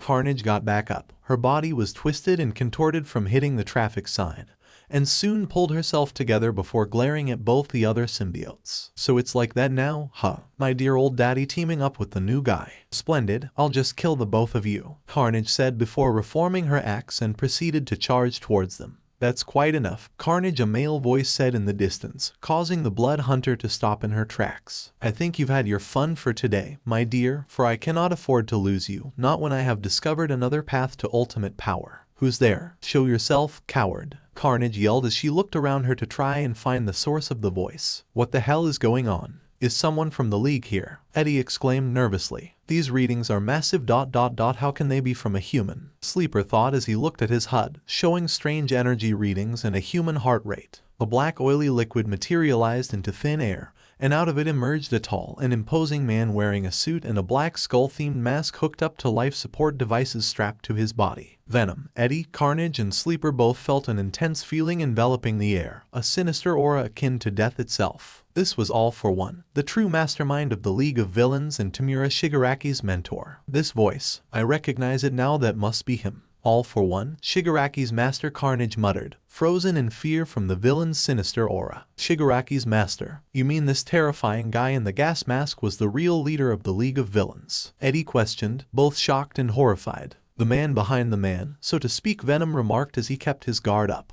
Greetings, symbiotes. You've come quite a long way from your world, no doubt on a mission of great importance. All For One said before looking at the lethal protector. And you must be Venom, the one who killed Muscular and one of my Nomus. To achieve such feats, you must be quite powerful, and no doubt that power has been passed on to your child, Carnage. Oh shit, he knows about us and symbiotes, Eddie exclaimed. No duh, if Toga and Carnage were working under him the whole time, then he was no doubt studying them, Venom said with a groan. You interfere in matters that do not concern you, human, Sleeper stated coldly. On the contrary, my extraterrestrial friend, Himiko Toga, is a member of the League of Villains, an organization I created, and she is the host of the symbiote Carnage, making them both a valuable asset to my plans. All For One explained. Oh, I see now, this Darth Vader ripoff wants to pull a Carlton Drake, Venom realized, pointing at All For One. Wait, so this guy wants a symbiote army too? Eddie asked. That is correct, Mr. Brock, or should I say partially correct. All For One answered, shocking the San Franciscan. You can hear me? Eddie exclaimed. Of course I can, Mr. Brock. I have several quirks that specialize in enhancing my hearing and senses. All For One responded with an amused tone.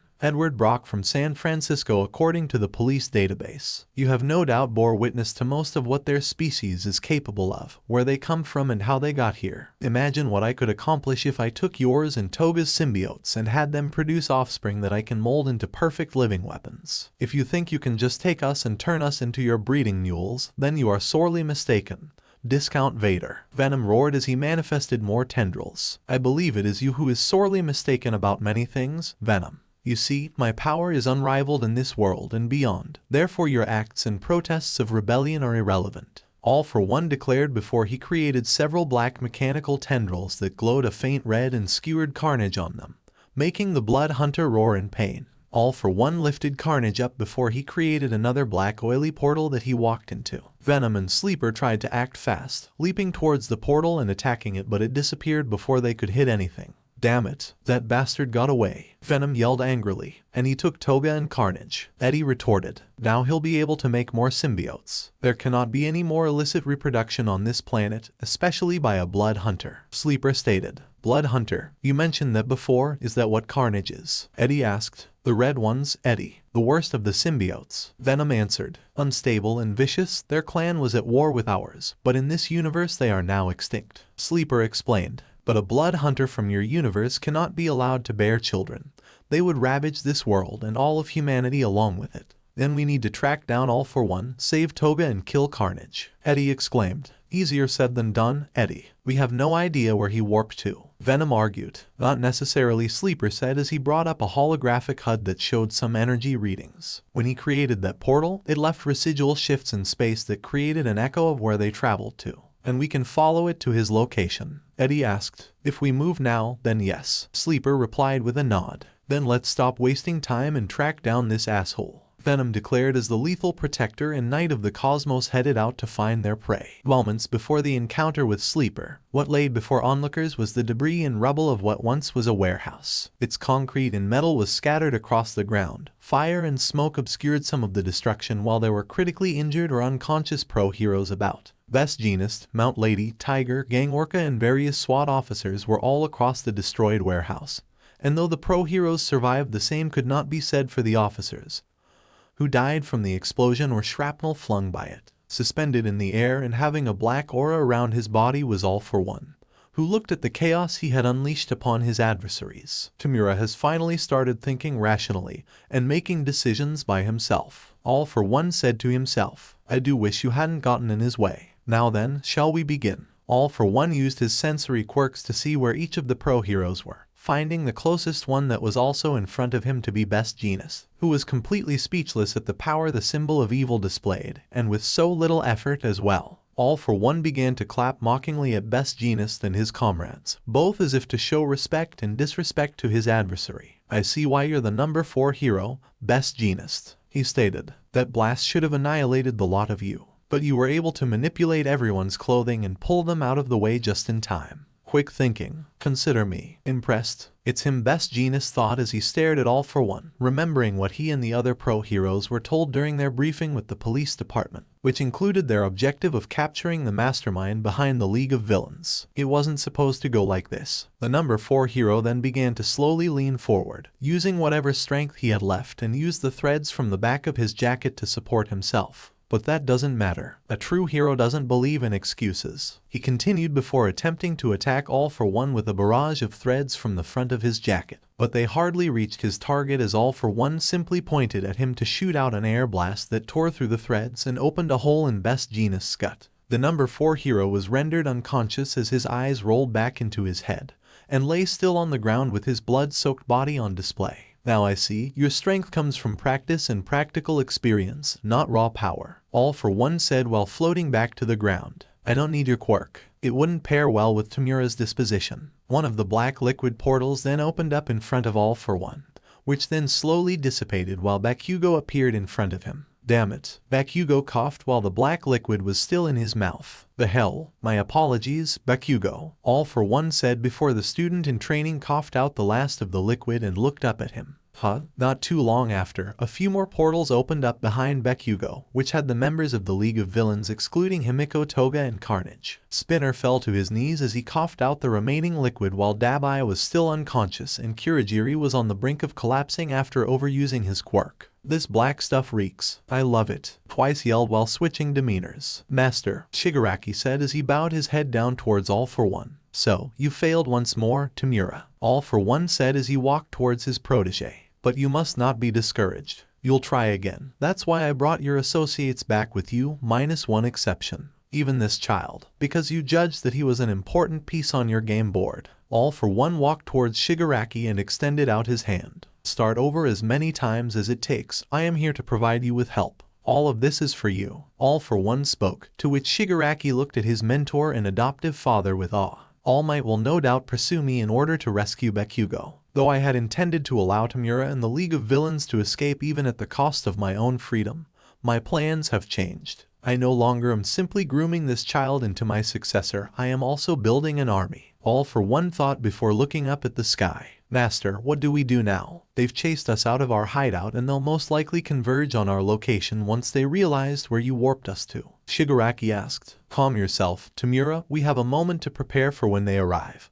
But right now I must retrieve something that is detrimental to both the League and my plans." All for One replied as he created one of his black oily portals. "Wait for my return and maintain your position. I won't be gone for long." All for One then disappeared through the portal, leaving Shigaraki and the others with Bakugo. Shigaraki's mind had many thoughts within, some about his near defeat at the hands of All Might, All for One's intervention that saved them, but one thought that stuck out was the Blood Hunter herself, Carnage. He remembered the symbiote's words and criticisms, which angered him and caused him to scratch his neck once more, a habit he was trying to curb after he gained clarity from the Hasu incident. Damn it all. All Might, Venom, Carnage, the pros. They're all pissing me off, but especially that bitch Carnage. Acting so arrogant and full of themselves and taking out Kamui Woods while the rest of us were humiliated and unable to fight back. I don't know why the master tolerates her. I'd kill her if it weren't for the fact that Toga is a member of the League. His vitals are okay, he's unconscious," Twice said, shifting demeanors as he examined the unconscious Dabai.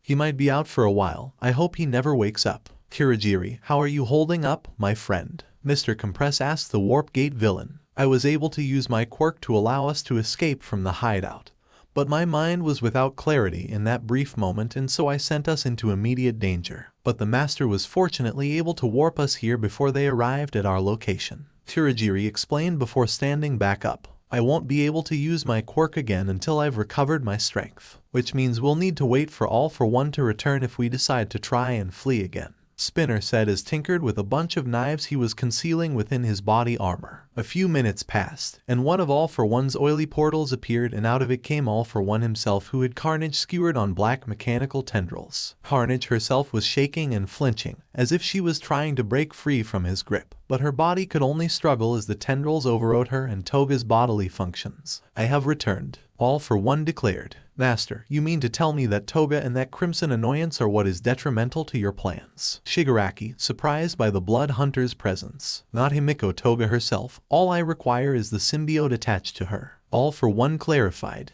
"But that parasite has done nothing but get in my way. She abandoned us when the heroes showed up to save Bakugo and even dared to insult my intelligence." Shigaraki objected. "If Carnage had not acted, Kurogiri would not have been able to warp you and the League out of danger, allowing me to pull you to my location and out of more danger," All For One explained. "Currently, only Dabai and Toga are out of commission, which should allow you another chance to get yourself and Bakugo out of here. I'm sure you realize that All Might will no doubt be on his way here as we speak, and therefore Carnage's actions have indirectly given us more time." Shigaraki clenched his fists and gritted his teeth behind his hand mask. "Even so, she still refuses to take orders and does whatever she likes. But Toga has done well in controlling her behavior. But why do you need the red and black blob for? That is something you do not yet need to know. But I assure you that if this plan works, then you will have the most powerful army in the world, maybe even beyond." All For One replied with a grin before he inserted his mechanical tendrils into the temples of Carnage's head. "Those tentacles of yours don't like a fun time, honey," Magni remarked. "They are quite the powerful weapon, Magni, and can be used as a conduit for my other quirks. Right now I am using a paralysis quirk on Carnage to prevent her from attacking me. But by connecting them to her head, I should be able to gain access to the symbiote's mind," All For One explained. "What knowledge and memories do you possess from your parent and predecessors, I wonder?" All For One's tendrils started to glow red as he began to psychically enter the Blood Hunter's mind using one of his quirks. All For One's head twitched and jerked around as his consciousness was heading down a metaphysical highway between their brains. When his mind finally reached its location, there was silence all around him. When suddenly All For One was bombarded all around him with thousands upon thousands of things all at once. Memories, data, colors, history, combat, languages, planets, stars, all the accumulated knowledge of billions of years across countless realities. The symbol of evil would have been amazed at all of this countless information rushing through his mind, had it not been for the fact that it was constantly shifting, moving, flying, and screaming all around him. He grasped his head back in the real world, as pain and anguish swell up in his brain. Was All For One feeling pain? Was he actually scared of all this cosmic knowledge entering and flowing through his mind? Master, what's wrong?" Shigaraki exclaimed as he saw his mentor was in physical anguish. "What the hell is all of this?" All For One thought, as the pain and intensity of the knowledge was increasing. "I expected genetic memories from Venom and their predecessors, but this is knowledge beyond them, beyond this world, beyond this universe." All For One unleashed a loud and painful scream as he finally disconnected from Carnage's mind, pulling out his tendrils from her body and throwing her to the ground. All For One fell to his knees as he was hyperventilating, coughing as he tried to adjust his life support mask, while Carnage had retreated back into Toga, leaving the unconscious bloodsucker in her place. Master, are you okay?" Shigaraki yelled as he raced over to All For One, concerned for his adoptive father. "I am alive," Tamura All For One replied as he finished adjusting his mask and slowly stood back up on his feet. "I was not prepared for what lies within that symbiote's mind. Had I held on for much longer, my brain would have been vaporized. There you are." Before anyone could ask what All For One meant, they saw him turn to his left and intercepted a punch from a lunging All Might, then lock hands with him as the two pushed against one another with great force, enough to create a vortex of intense pressure and air that caused the ground and concrete behind them to be shattered. "I'll have you return my student, All For One," All Might yelled, his face being a scowl rather than his usual perpetual smile. "Have you come to kill me a second time, All Might?" All For One yelled back. The vortex from their combined powers clashed, then erupted into a shockwave that blew away the League of Villains, Bakugo, and nearby debris and shrapnel, with the result being a large dust cloud that was slowly spinning and dissipating. "It took you long enough to find us. It's only 5 kilometers from the bar to here, and yet it was at least 30 seconds after I sent the Namu that you arrived," All For One explained as the dust cleared, wiping it off his suit. "You've gotten weaker, All Might. You're one to talk. It's kind of difficult to ignore that fancy life support mask you've got on. Aren't you exerting yourself?" All Might retorted as did his best to keep his stance after being knocked back by All For One. before standing up straight and doing a few hops. I won't repeat the mistake I made 5 years ago. You hear me? I will take young Bakugo back and I will make certain you're locked up for the rest of your sad life, right along with your despicable League of Villains. All Might leaped towards All For One while preparing to punch the symbol of evil, who raised his hand as his arms' muscles swelled up and took on a compressed spring shape as red and black electricity surged through it. Sounds like you've got your work cut out for you. This will be hard for us both. All For One exclaimed as he released a powerful blast of air at the symbol of peace, which not only hurled him into a building but carved up the ground and leveled a few other buildings around him. All For One's arm went back to normal, to which he stared at it in amusement. Air cannon plus spring-like limbs, kinetic booster ×4, strength enhancer ×3. What a delightful combination. Maybe a few more enhancers next time. All Might, Bakugo yelled, seeing the giant path of destruction that All For One's blast created. Don't you worry, it will take more than that to kill him. Get off the battlefield, Tamura, and take that child with you. Kurogiri, are you able to warp the League away again? All For One asked. I'm trying, but I still haven't fully recovered. Kurogiri replied as he struggled to use his quirk. Then allow me to lend you my strength, All For One said, as he created mechanical tendrils from his hand and inserted them into Kurogiri's back, who flinched but remained silent. Why don't you just teleport us like you did before? Magni asked, concerned for her teammates' safety. My warp power is still new, Magni. There is much I need to learn about it. Its distance is limited, and while Kurogiri can teleport to specific coordinates, I only transport people to and from my own location, or with focus, to and from someone I am very familiar with. That is all. It's easier to have Kurogiri do it. All For One explained as he sent a burst of energy through the tendrils and into Kurogiri's body. Kurogiri felt the energy enter his body, causing the purple smoke and mist around him to increase in size and intensity as he made a large purple portal for his comrades to escape with. After that, All For One retracted his tendrils back into his hand. Leave this place and ensure that Himiko, Toga, and Carnage are not captured or killed. All For One ordered Shigaraki and his comrades. What about you? Shigaraki asked, as All Might leaped out of the debris he was under and lunged towards the symbol of evil, who levitated into the air. You're not thinking. Tamura, there remains much room for you to grow. All For One explained. Your mind. All Might yelled, then tried to punch All For One with a right hook, but he caught the attack, which created another shockwave of intense wind. Master, Shigaraki called out desperately to All For One. Let's go, Shigaraki, Mr. Compress said as he used his quirk on the still unconscious Dabai, compressing him into a marble, and grabbed him. While our masked lead is keeping All Might entertained, claim your prize. The Vanguard Action Squad, including Shigaraki, turned to Bakugo, intending to capture him as they still believe that he can still be of use to them. However, the blonde spiky-haired student made it clear that he wouldn't come quietly and got into a fighting stance. Hey, this is gonna be fun, Bakugo said as a grin formed on his face. A few blocks away from the epic battle between the symbols of peace and evil, Venom and Interstellar Visitor Sleeper were homing in the location of their target as they leapt from rooftop and scaled the surrounding buildings, using their tendrils to swing and zip line if need be. Venom glanced a few times at Sleeper as they moved, as the green and black symbiote moved in a much more agile and flexible manner, especially given his lack of a host. This guy moves pretty well, Venom commented. Maybe he's more flexible and quick without a host, Eddie retorted. But how? How can he maintain his body's shape and size like that without one? Venom wondered. Why don't you ask him? Eddie asked. He doesn't seem like the chatty type, Venom said awkwardly. The two symbiotes then stopped in their tracks on an apartment building rooftop as Sleeper pulled up his HUD and looked for All For One's position in the city. Venom retracted into Eddie to give him control of his body again, while Venom protruded out of his back so they could look at the HUD. The human known as All For One is only a few kilometers from our position, but they are currently fighting another human, one that appears to possess equal strength to him. The fluctuations created by their attacks are intense, Sleeper explained. With their combined power, they could destroy the entire city if not for their precision and experience in controlling their vast strength. Who's fighting him? Eddie asked, to which Sleeper showed Venom and Eddie a visual of the warehouse, showing All Might fighting against All For One. All Might is fighting him. The guy is basically the Superman of this world. Of course he'd be fighting him. Venom remarked. Yeah, I know, but his injuries from that fight he had a while back. He can only use his quirk for an hour at a time, Eddie said with a concerned look. I have noticed an irregular flux in his power, and looking at his body, I do see the mutilations done to him that you spoke of, Sleeper explained. Because of the damage to his vital organs, his body cannot properly channel and maintain the energy he uses to fight.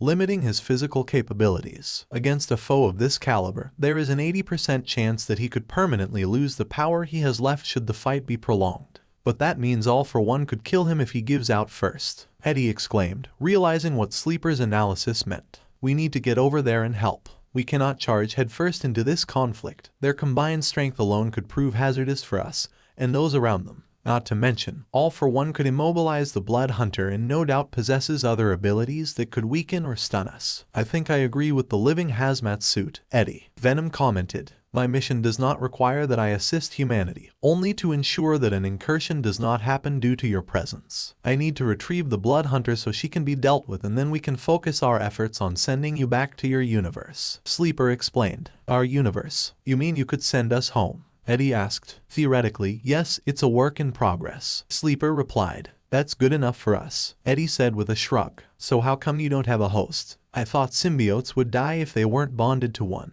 In your universe that might be so, but not in this one. The Clinter exist across all of the multiverse, having their own unique history and progress, which includes how they evolved and adapted to their cosmos. Sleeper explained. In this universe, we were able to learn the secret of self-sustaining our biology without a need for a host, and eventually led to Clinter like myself who chose to be autonomous rather than rely on a host. While it's true that a symbiote with a host is stronger and can grow at a much faster rate, we possess certain advantages that we wouldn't if bonded to another life form, like becoming different shapes and splitting your body up to avoid attacks. Eddie commented. Precisely, but the Clinter in your universe still rely on a host for survival, meaning that you must be from a much younger generation than mine, one that hasn't learned how to self-sustain. Sleeper retorted. So I could learn how to do that too? Venom asked curiously. Not at your current level of strength, but perhaps once you have gotten more powerful, then yes. Sleeper replied bluntly. Looks like you're stuck with me, pal, Eddie said with a chuckle. Yeah well, who else is going to save your ass if I don't? Venom retorted. Look, what is your name? Eddie asked. It's Sleeper, the green and black symbiote answered. Sleeper, I know you didn't come here to be a hero, that you're just here for me, my buddy and Carnage, Eddie said. But there are people, friends I've made while being here, that could be in a lot of trouble if we don't help them out. I am not here to interfere in human conflicts, Edward Brock, Sleeper stated bluntly. But you're a knight of the cosmos, right? So tell me, what does a knight do? Eddie asked. I swore an oath to protect the cosmos and its denizens from cataclysm. Sleeper replied. Well, this is a cataclysm right now, so please help me out and I will do whatever you say. We won't run and we'll let you send us back home without a fight, Eddie pleaded. Sleeper looked at Eddie and Venom for a second as he then looked at the smoke and debris in the distance where All Might and All For One's fight was. He let out an audible sigh before looking at the host and symbiote again.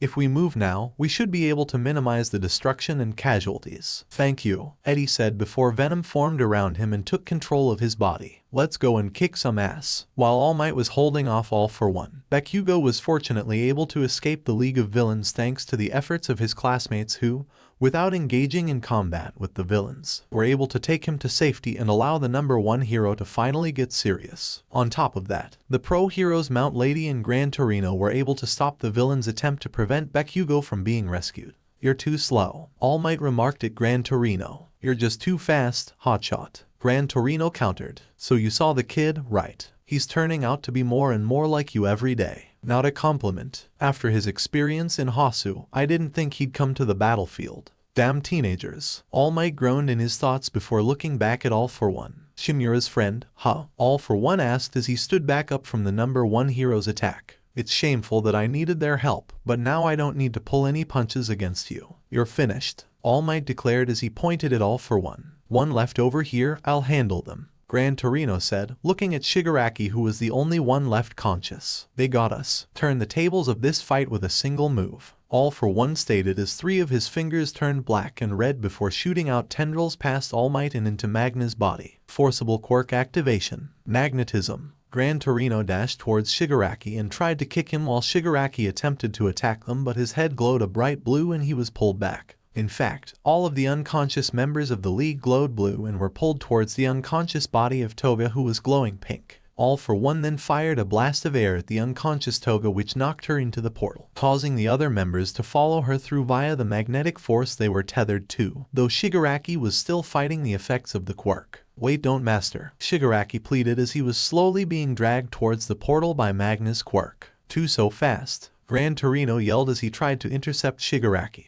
only to be hit by one of All For One's mechanical tendrils and pulled back while another pair of them threw the unconscious Magni into the portal. Your body is too damaged, Shigaraki exclaimed before his arm went through the portal and was slowly pulled into it while remembering when All For One found him as a kid in the streets. No one's come to save you, have they? You've had a hard life. Tenko Shimura ...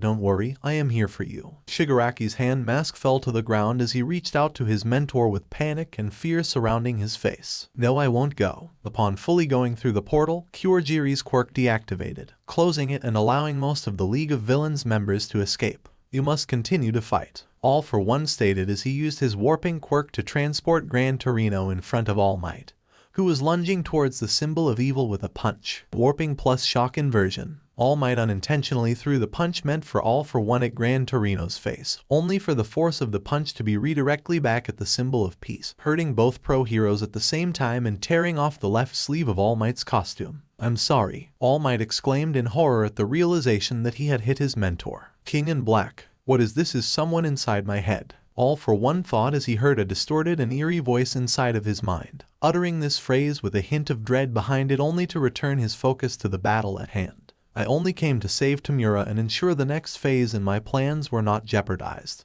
But if you say you're going to fight, then I'll face you as you wish, All For One declared as he raised his left arm and prepared another air cannon, spring-like limbs and strength enhancers combo. In the past, your fist crushed one after another of my comrades. Many were forced into the shadows, underground, while you were extolled as the symbol of peace. What a grand view you must have had atop our sacrifices, a hero standing on the mountain of our defeats. Detroit Smash. All Might yelled as he threw another punch after pulling Gran Torino out of All For One's portal, clashing with the symbol of evil's own charged-up attack, which created intense waves of pressure that clashed with one another as All Might tried to overpower his adversary while his right sleeve was slowly torn off. King in Black. There it is again, the same phrase. Is this because of my brief connection to Carnage's mind? All For One thought as he too tried to overpower All Might's own attack with his, which fortunately was strong enough to blow the symbol of peace and Gran Torino back a few feet and made the former draw blood from his mouth. You still won't fight me with your full power, huh? Because doing so would endanger all those people you've sworn to protect. All For One taunted. You shut up, All Might yelled, making All For One titled his head curiously. Always toying with people, probing their weaknesses. You steal, break them, manipulate and discard them. You scoff at innocent people who are just trying to lead happy lives. All Might lunged at All For One, grabbing his extended arm which had its sleeve blown off. It cannot continue, All Might yelled as he prepared another attack. It's over, All For One yelled back as he used his free arm to try and attempt to prepare another attack. I won't let it, All Might roared as he landed a powerful left hook directly at All For One's head, shattering his helmet and knocking him to the ground.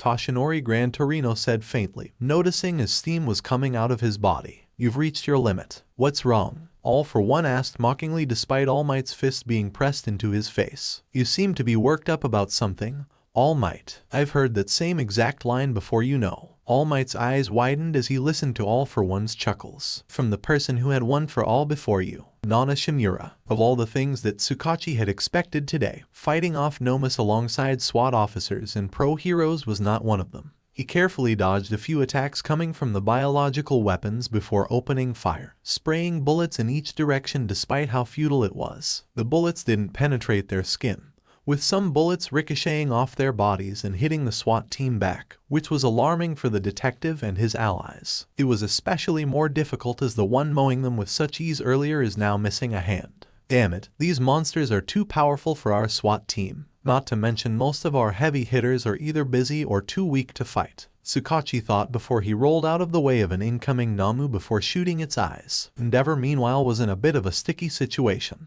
Though he was repelling and blasting Nomus left and right with his fire, he had lost a hand to Carnage, and though he cauterized his arm, the number 2 hero was at a disadvantage and was currently mainly running on adrenaline from the pain he was in. Endeavor sidestepped a lunge from one of the Nomus before blasting them with a wave of flames, though he was hit with a powerful kick that sent him into a nearby wall. The force from the attack broke Endeavor's ribs as he started to cough up blood. This isn't good. That red and black monster took one of my hands, and now my ribs are broken. The adrenaline I was using to keep going is slowly fading. Even so, I have to try and take out these creatures with all I have. One of the Nomus, a large and bulky one with spikes, ran towards Endeavor, who braced himself so he could retaliate with a fire blast. However, the Namu's torso was impaled by a black solid tendril with an end that was shaped like a corkscrew as blood sprayed out of their body. What the hell? A tentacle stabbed through that Namu? Wait, don't tell me it's... Before Endeavor could finish his thought, he saw the black-clad lethal protector reel the Namu back towards him, grab it by the neck and bit its head off, devouring its brain. Now that one was bitter, Venom remarked. Of course it had to be you, Endeavor said with an annoyed groan. Put a sock in it, Firestarter. You were losing that fight until we showed up. Venom retorted. I don't need some brain-eating vigilante's help. Endeavor yelled angrily. Keep telling yourself that. Venom roared before he leaped over to Tsukachi's location and used his tendrils to hurl a Namu off the detective, before opening his face up to reveal Eddie's. Venom, Brock, you're here, Tsukachi exclaimed before standing back up. I take it your hunt was successful. I wish it was, but that all for one guy took Toga and Carnage. Eddie replied. Shit, if he did so himself then he must know about the symbiotes and what they can do, Tsukachi said before shooting at a Namu that was about to attack one of the SWAT officers. Good news is, we brought some backup, Venom commented as his face reformed over Eddie's before he blocked a punch from an incoming Namu, then formed a makeshift drill, and used it to drill their head clean off. Backup,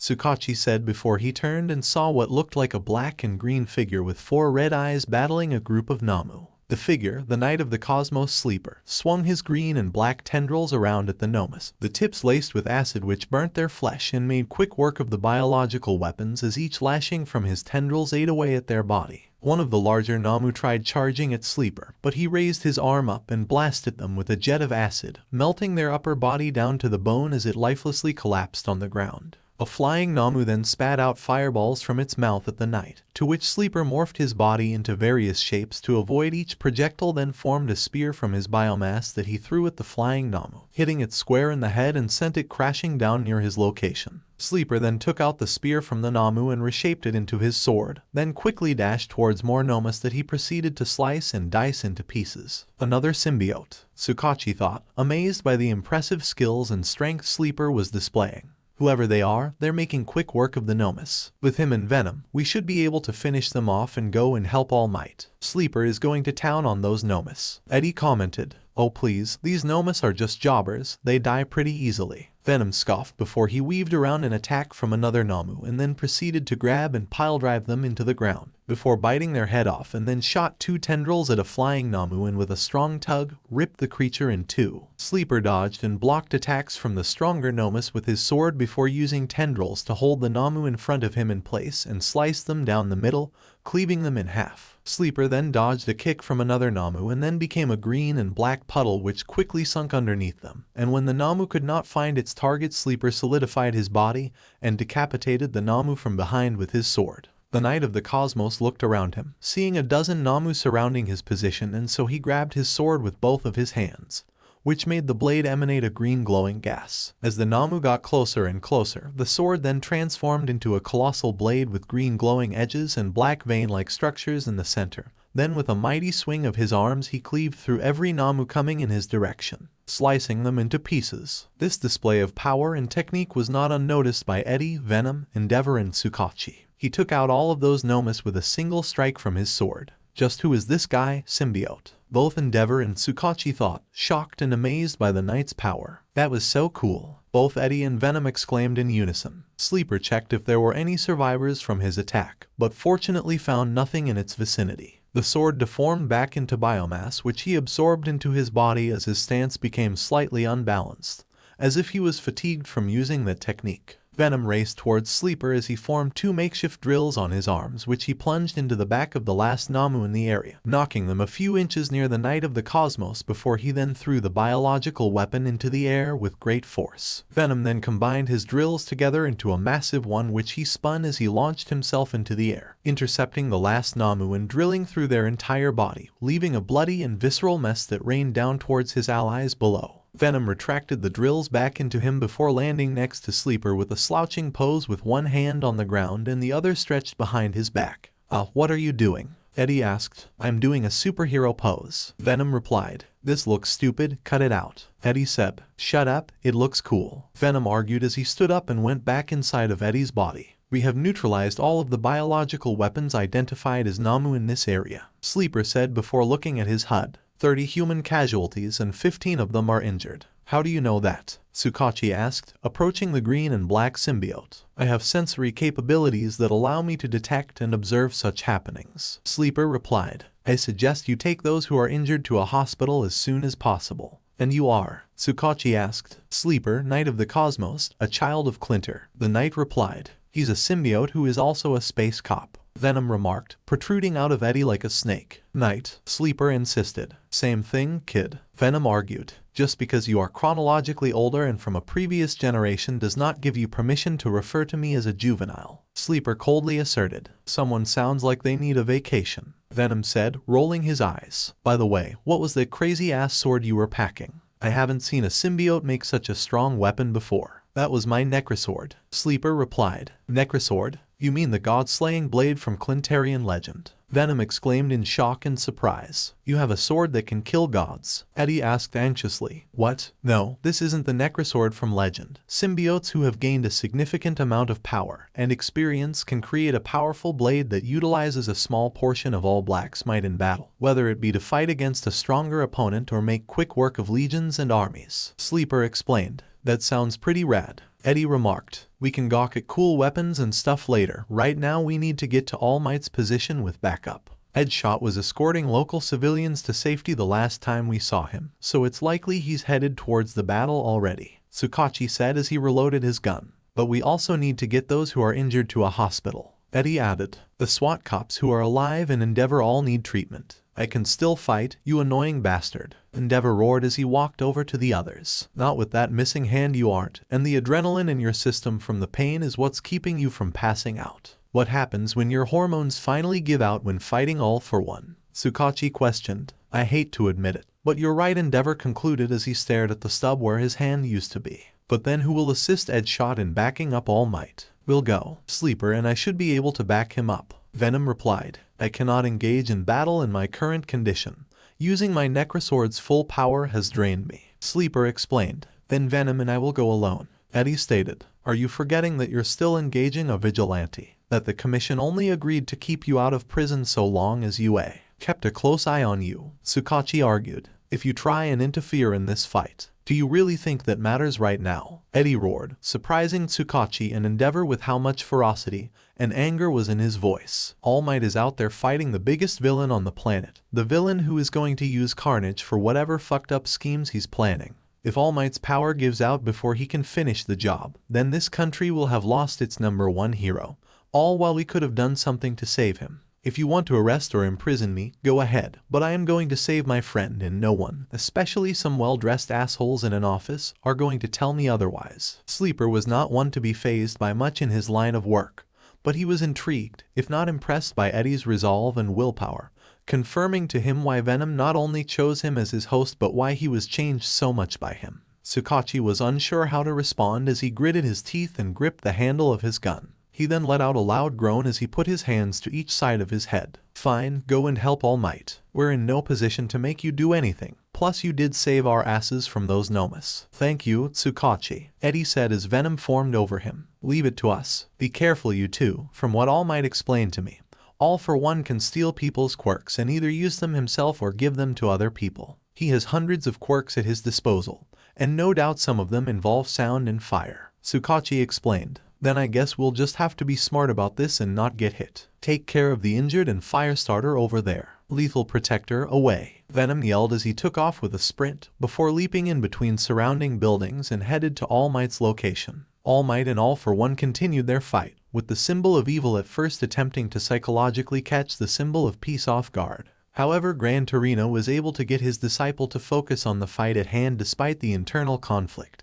and insults towards Nana Shimura, the previous holder of One for All before All Might, who lost her life fighting All for One. Upon taking another enhanced air cannon combo, All Might was forced back into his true form and his secret was exposed to the world as a news helicopter broadcasted footage of their fight across Japan. All for One meanwhile kept on hearing the same phrase inside of his head. King in Black. The same phrase again. What or who is the King in Black? I need to either defeat All Might or escape his grasp in order to learn more. All for One thought before addressing his adversary. Hollow cheeks and sunken eyes. To think that you're their greatest hero. Now the adoring public knows your true form. Try not to be ashamed. All for One stated condescendingly. Your move. Even as my body rots and grows frail. Even as you expose my weakened state. All Might said as he clenched his left fist as One for All's radiant energy shined around it. I in my heart, I remain the symbol of peace, and there's nothing you can do to take that from me. Is that so? Ah well, I forgot how stubborn you are. I guess I'll just give up. All for One said with a shrug before holding up a finger. Oh, but there is one thing you might be interested to know. Tamura Shigaraki, my apprentice, he's Nana Shimura's grandson. All Might was silent as the information raced through his mind and his eyes dilated in shock and horror. I kept wondering what would annihilate your golden heart, and so I found Tamura, groomed him to hate you and watched you smile so proudly as you beat your master's descendant. All for One explained with cold satisfaction. That's a lie, All Might denied. Oh come now, you know it's the truth, that is clearly something I would do. Huh, well that's strange, All Might. All for One said before he put his fingers against his cheeks to make a smiling gesture while chuckling. Where is your smile now? All Might was shaking, trembling as both a sense of dread and guilt filled his body. The words that Nana Shimura had spoken to him about heroism flooded through his mind, making him feel even more guilty at the idea that he had hurt his master's grandson. You bastard, All Might said faintly. All for One chuckled once more, relishing in seeing his hated enemy consumed by fear and doubt. How very entertaining. I think I've taken a piece of you after all. He's my master's grandchild, my god, what would she say if she knew how he turned out? All Might muttered, as his entire being was enveloped by despair, and the courage and resolve he had built up left his body before unleashing a moderate but audible scream. Don't lose, keep going, All Might. We need you. A woman in the rubble behind him yelled. Fear not, miss, I'm not done yet. All Might said before talking back to All for One while channeling energy into his right arm as its muscles started to grow, and closed his hand into a fist. You're right, a hero has so much to protect in this world, which is why I will defeat you. As he summoned the newfound resolve and will to fight upon hearing the encouragement and words of a nearby injured woman, All Might remembered Nana Shimura's words while envisioning the power inside of him as a bright ember surrounded by a dark and cold storm. Gran Torino meanwhile observed his former student, noticing how he was able to utilize One for All, albeit in his right arm only. How many times is he gonna have to counter such a large-scale attack? Gran Torino wondered. He should have been out of power a long time ago. Muscles are only forming on his right arm. This distorted form can't be good. King in Black, the phrase appeared in All for One's head again, but this time he brushed it aside. There it is. That's the last of your strength, isn't it, All Might? All for One asked as he then levitated high into the air. A wounded hero is a most frightening animal. Do you know that even now, I sometimes dream of you charging at me with your entrails strewn across the ground? All for One then charged up his own energy into his right arm, with its muscles growing and his hand emitting red and black lightning. You have what, 2 or 3 punches left? He asked before blocking an incoming attack from a large black tendril, in which he blasted away with his air cannon. Son of a bitch, I thought we could take him by surprise. Venom roared. Looks like we made it in time. Edshot said, landing on a pile of debris. I was helping civilians escape the area when Tsukachi informed me to go and assist All Might. He must have known this was going to happen, that his friend needed our help. Those Namu weren't particularly strong, but I'm still impressed you handled them quickly. All for One said, looking at the newcomers. As expected from Muscular's killer. Have you come back for more, Venom? To reclaim and kill that accident of a daughter? Oh, we intend to do so. But right now, the lethal protector is here to fight alongside the symbol of peace. Venom exclaimed. Eddie Venom, I'm sorry you've had to come to my rescue because of the mistakes that I made because I couldn't finish him all those years, All Might said, guilt rushing through his mind, especially given he was now relying on the help of a man and his alien symbiote from another universe. Save the sad and tragic speech for later, Skeletor. We can talk once we waste this Darth Vader clone. Venom roared. If the only reason you're here is to cheer him on, I prefer for you to stay silent. All for One said as he was about to shoot at both Venom and Edshot by charging up his arm. However, the number 5 hero attempted to strike him with his stretched and contorted body, looking like a thick black piece of thread. Think again, madman. Edshot yelled as All for One dodged his attack, then soon returned to his human form before remembering his fellow pros trapped underneath the debris. This isn't good. Most of the other pros are injured or occupied. If Kamui Woods was still alive, he could have pulled our comrades out of the wreckage. The sound of swift movements could be heard in the air as what looked like red fasting moving projectiles were racing towards the debris and wreckage and burrowed into them. After a few minutes, the unconscious pro heroes were suddenly pulled out, each of them having what looked like a red feather pinned on a part of their costumes. Feather? Eddie and Venom said, both confused. Wait, I recognize those feathers, Deadshot thought as he dodged another incoming attack from All for One. Well, looks like I got here in time, a carefree-sounding male voice remarked, which caught everyone's attention. Had I been a little slower, these guys might have been toast. In the direction where the unconscious pro heroes were being pulled towards stood a young man with blonde messy hair,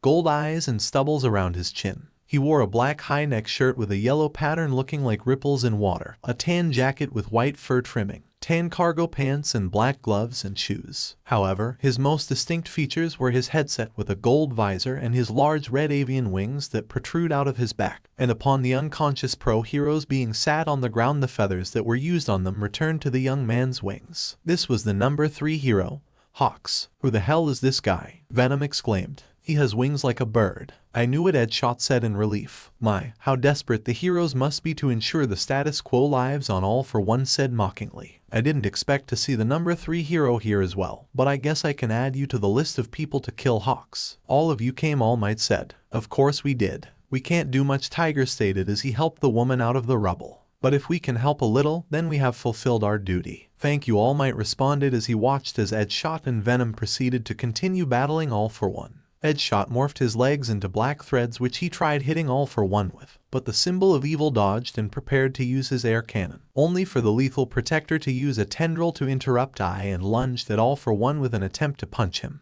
However, All for One dodged this attack too and summoned his mechanical tendrils to try and skewer Venom, who countered them with his makeshift drills before landing back on the ground. You have to stop him, All Might. This personification of evil, Tiger shouted. Pros and citizens everywhere are praying for your victory. No matter what you look like, you're still everyone's number 1 hero. King in Black. The phrase repeated itself, which started to anger All for One. How pointless, All for One shouted as he unleashed a devastating air cannon below him, hitting with enough force to make a deeper crater beneath him and hurl the pro heroes around him. Let's stop dwelling on heroism and start focusing on reality. Spring-like limbs. Kinetic booster ×4. Strength enhancer ×3. Multiplier. Hypertrophy. Rivets. Airwalk. Spear-like bones. All for One's right arm began to contort and enlarge, adding and multiplying as it became a colossal mutated arm, bloated and having metallic spikes and flesh protruding out of it. Venom was able to dig himself out of the new debris when he also saw All for One's transformed arm.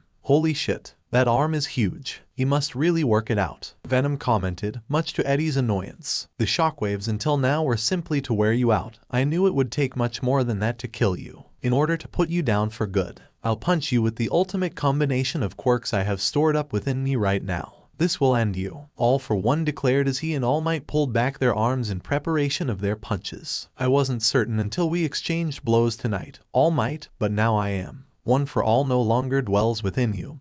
What you're attacking me with is just a lingering ghost, the embers that remain from what you've already passed on, and that fire gets weaker every time you use it. Even now, it's a feeble spark about to put itself out. All for One flew towards All Might, reeling his arm back even more. Izukumidoriya, All for One yelled, which made All Might's eyes dilate in fear. Midoriya, Eddie said in confusion. What's Broccoli Boy gotta do with this? Venom wondered. He's the child you passed One for All on to, isn't he? I bet he came here without your asking. You have no control over him, do you? It sounds as though you'll die full of regrets, All Might. As a hero and as a teacher, All for One yelled as he extended his arm forward, to which All Might did the same as he channeled the embers of his former quirk into his fist. The two titans of hero society, the symbol of peace and the symbol of evil, then collided with each other, their punches creating a shockwave that rang out all across Kamino, the sound alone causing the lethal protector to feel pain as he retreated back into Eddie. The force created a feedback loop which made the ground beneath the two explode into debris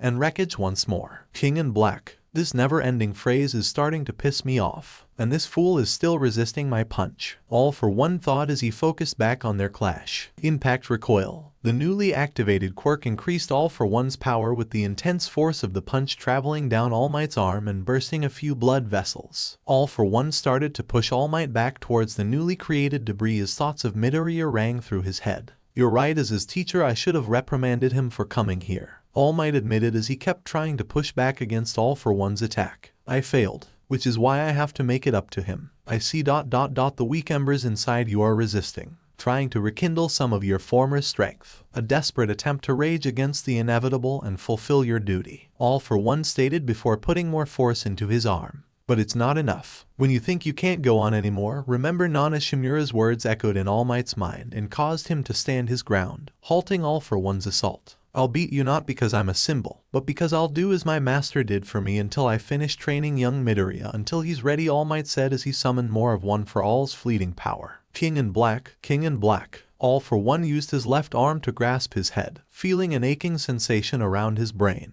Bastard, it's embarrassing how much you're resisting. Give up. All for One roared. I won't, All Might said as he transferred the energy within him from his right arm into his left one. Perhaps I was wrong. All for One yelled as All Might slid across his mutated arm to get in closer. I refuse to die. All Might yelled as he struck All for One in the side of the head, using your right arm as a decoy and then transferring your power into your other arm. A clever trick? That's so like you. Still weak though. All for One roared as he activated several quirks in his left arm to charge up another attack. That's because I didn't put my back into it that time. All Might screamed as he reeled back his right damaged arm, which enlarged itself as he passed his power into again, remembering Nana Shimura's wisdom one last time. All for One tried firing his charged up air cannon at All Might, but he quickly ducked underneath it and lunged towards the symbol of evil with arguably his most powerful punch of all. Goodbye, All for One, All Might thought in his mind as his right fist headed towards All for One's face. King in Black, King in Black, he has found you. However, before All Might's fist had collided with All for One, an explosion of black shiny ooze erupted from behind the symbol of evil,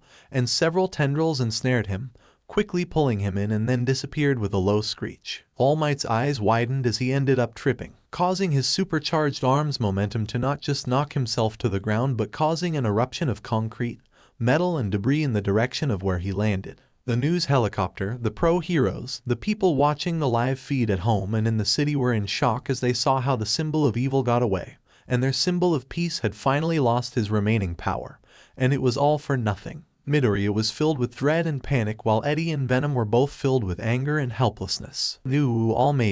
All for One fell to his knees as the surface below him felt wet, sticky and elastic in texture. He coughed a few times before looking around him for any signs of where he could be. But even with his sensory quirks, the symbol of evil had no idea where he was located, seeing nothing but pitch black. I can't use any of my sensory quirks. What is this place? All for One asked himself as he slowly got back on his feet and started walking about, waving his arms around to see if he would run into anything. Anything that he did end up touching was slimy and moist, though for the most part he felt as if he was approaching something, and the closer All for One got to it, the more he could feel that he was not alone in this place. Who is there? I know I am being watched, All for One called out as he checked to see if any of his other quirks were working.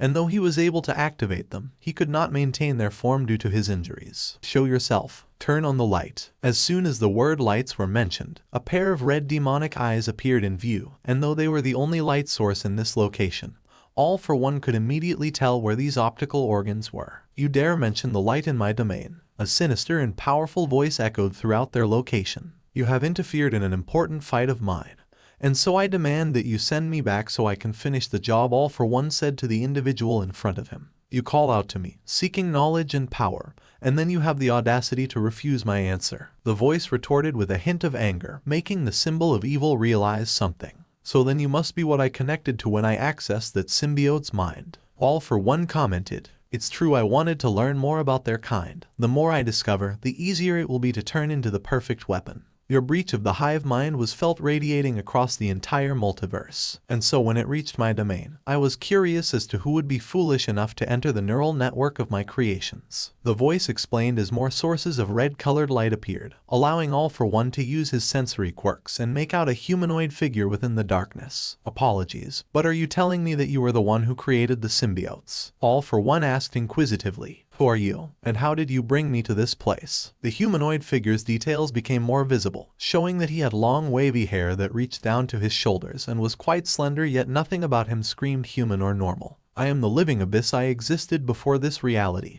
and shall exist long after. I slumbered in the colorless void until light invaded my kingdom and drove me out of my rightful place in the never-ending cosmos. I am the forger of darkness, the king in black. I am Null. So alright folks, that's all for today. Stay tuned for part 5. Do subscribe, like and share for more such videos. Also check out the story and author's Ultimate Demon Beast 65 and Somebody on FANFICTIONnet. Press the bell icon to be notified first on release. See you in the next video. Till then, goodbye.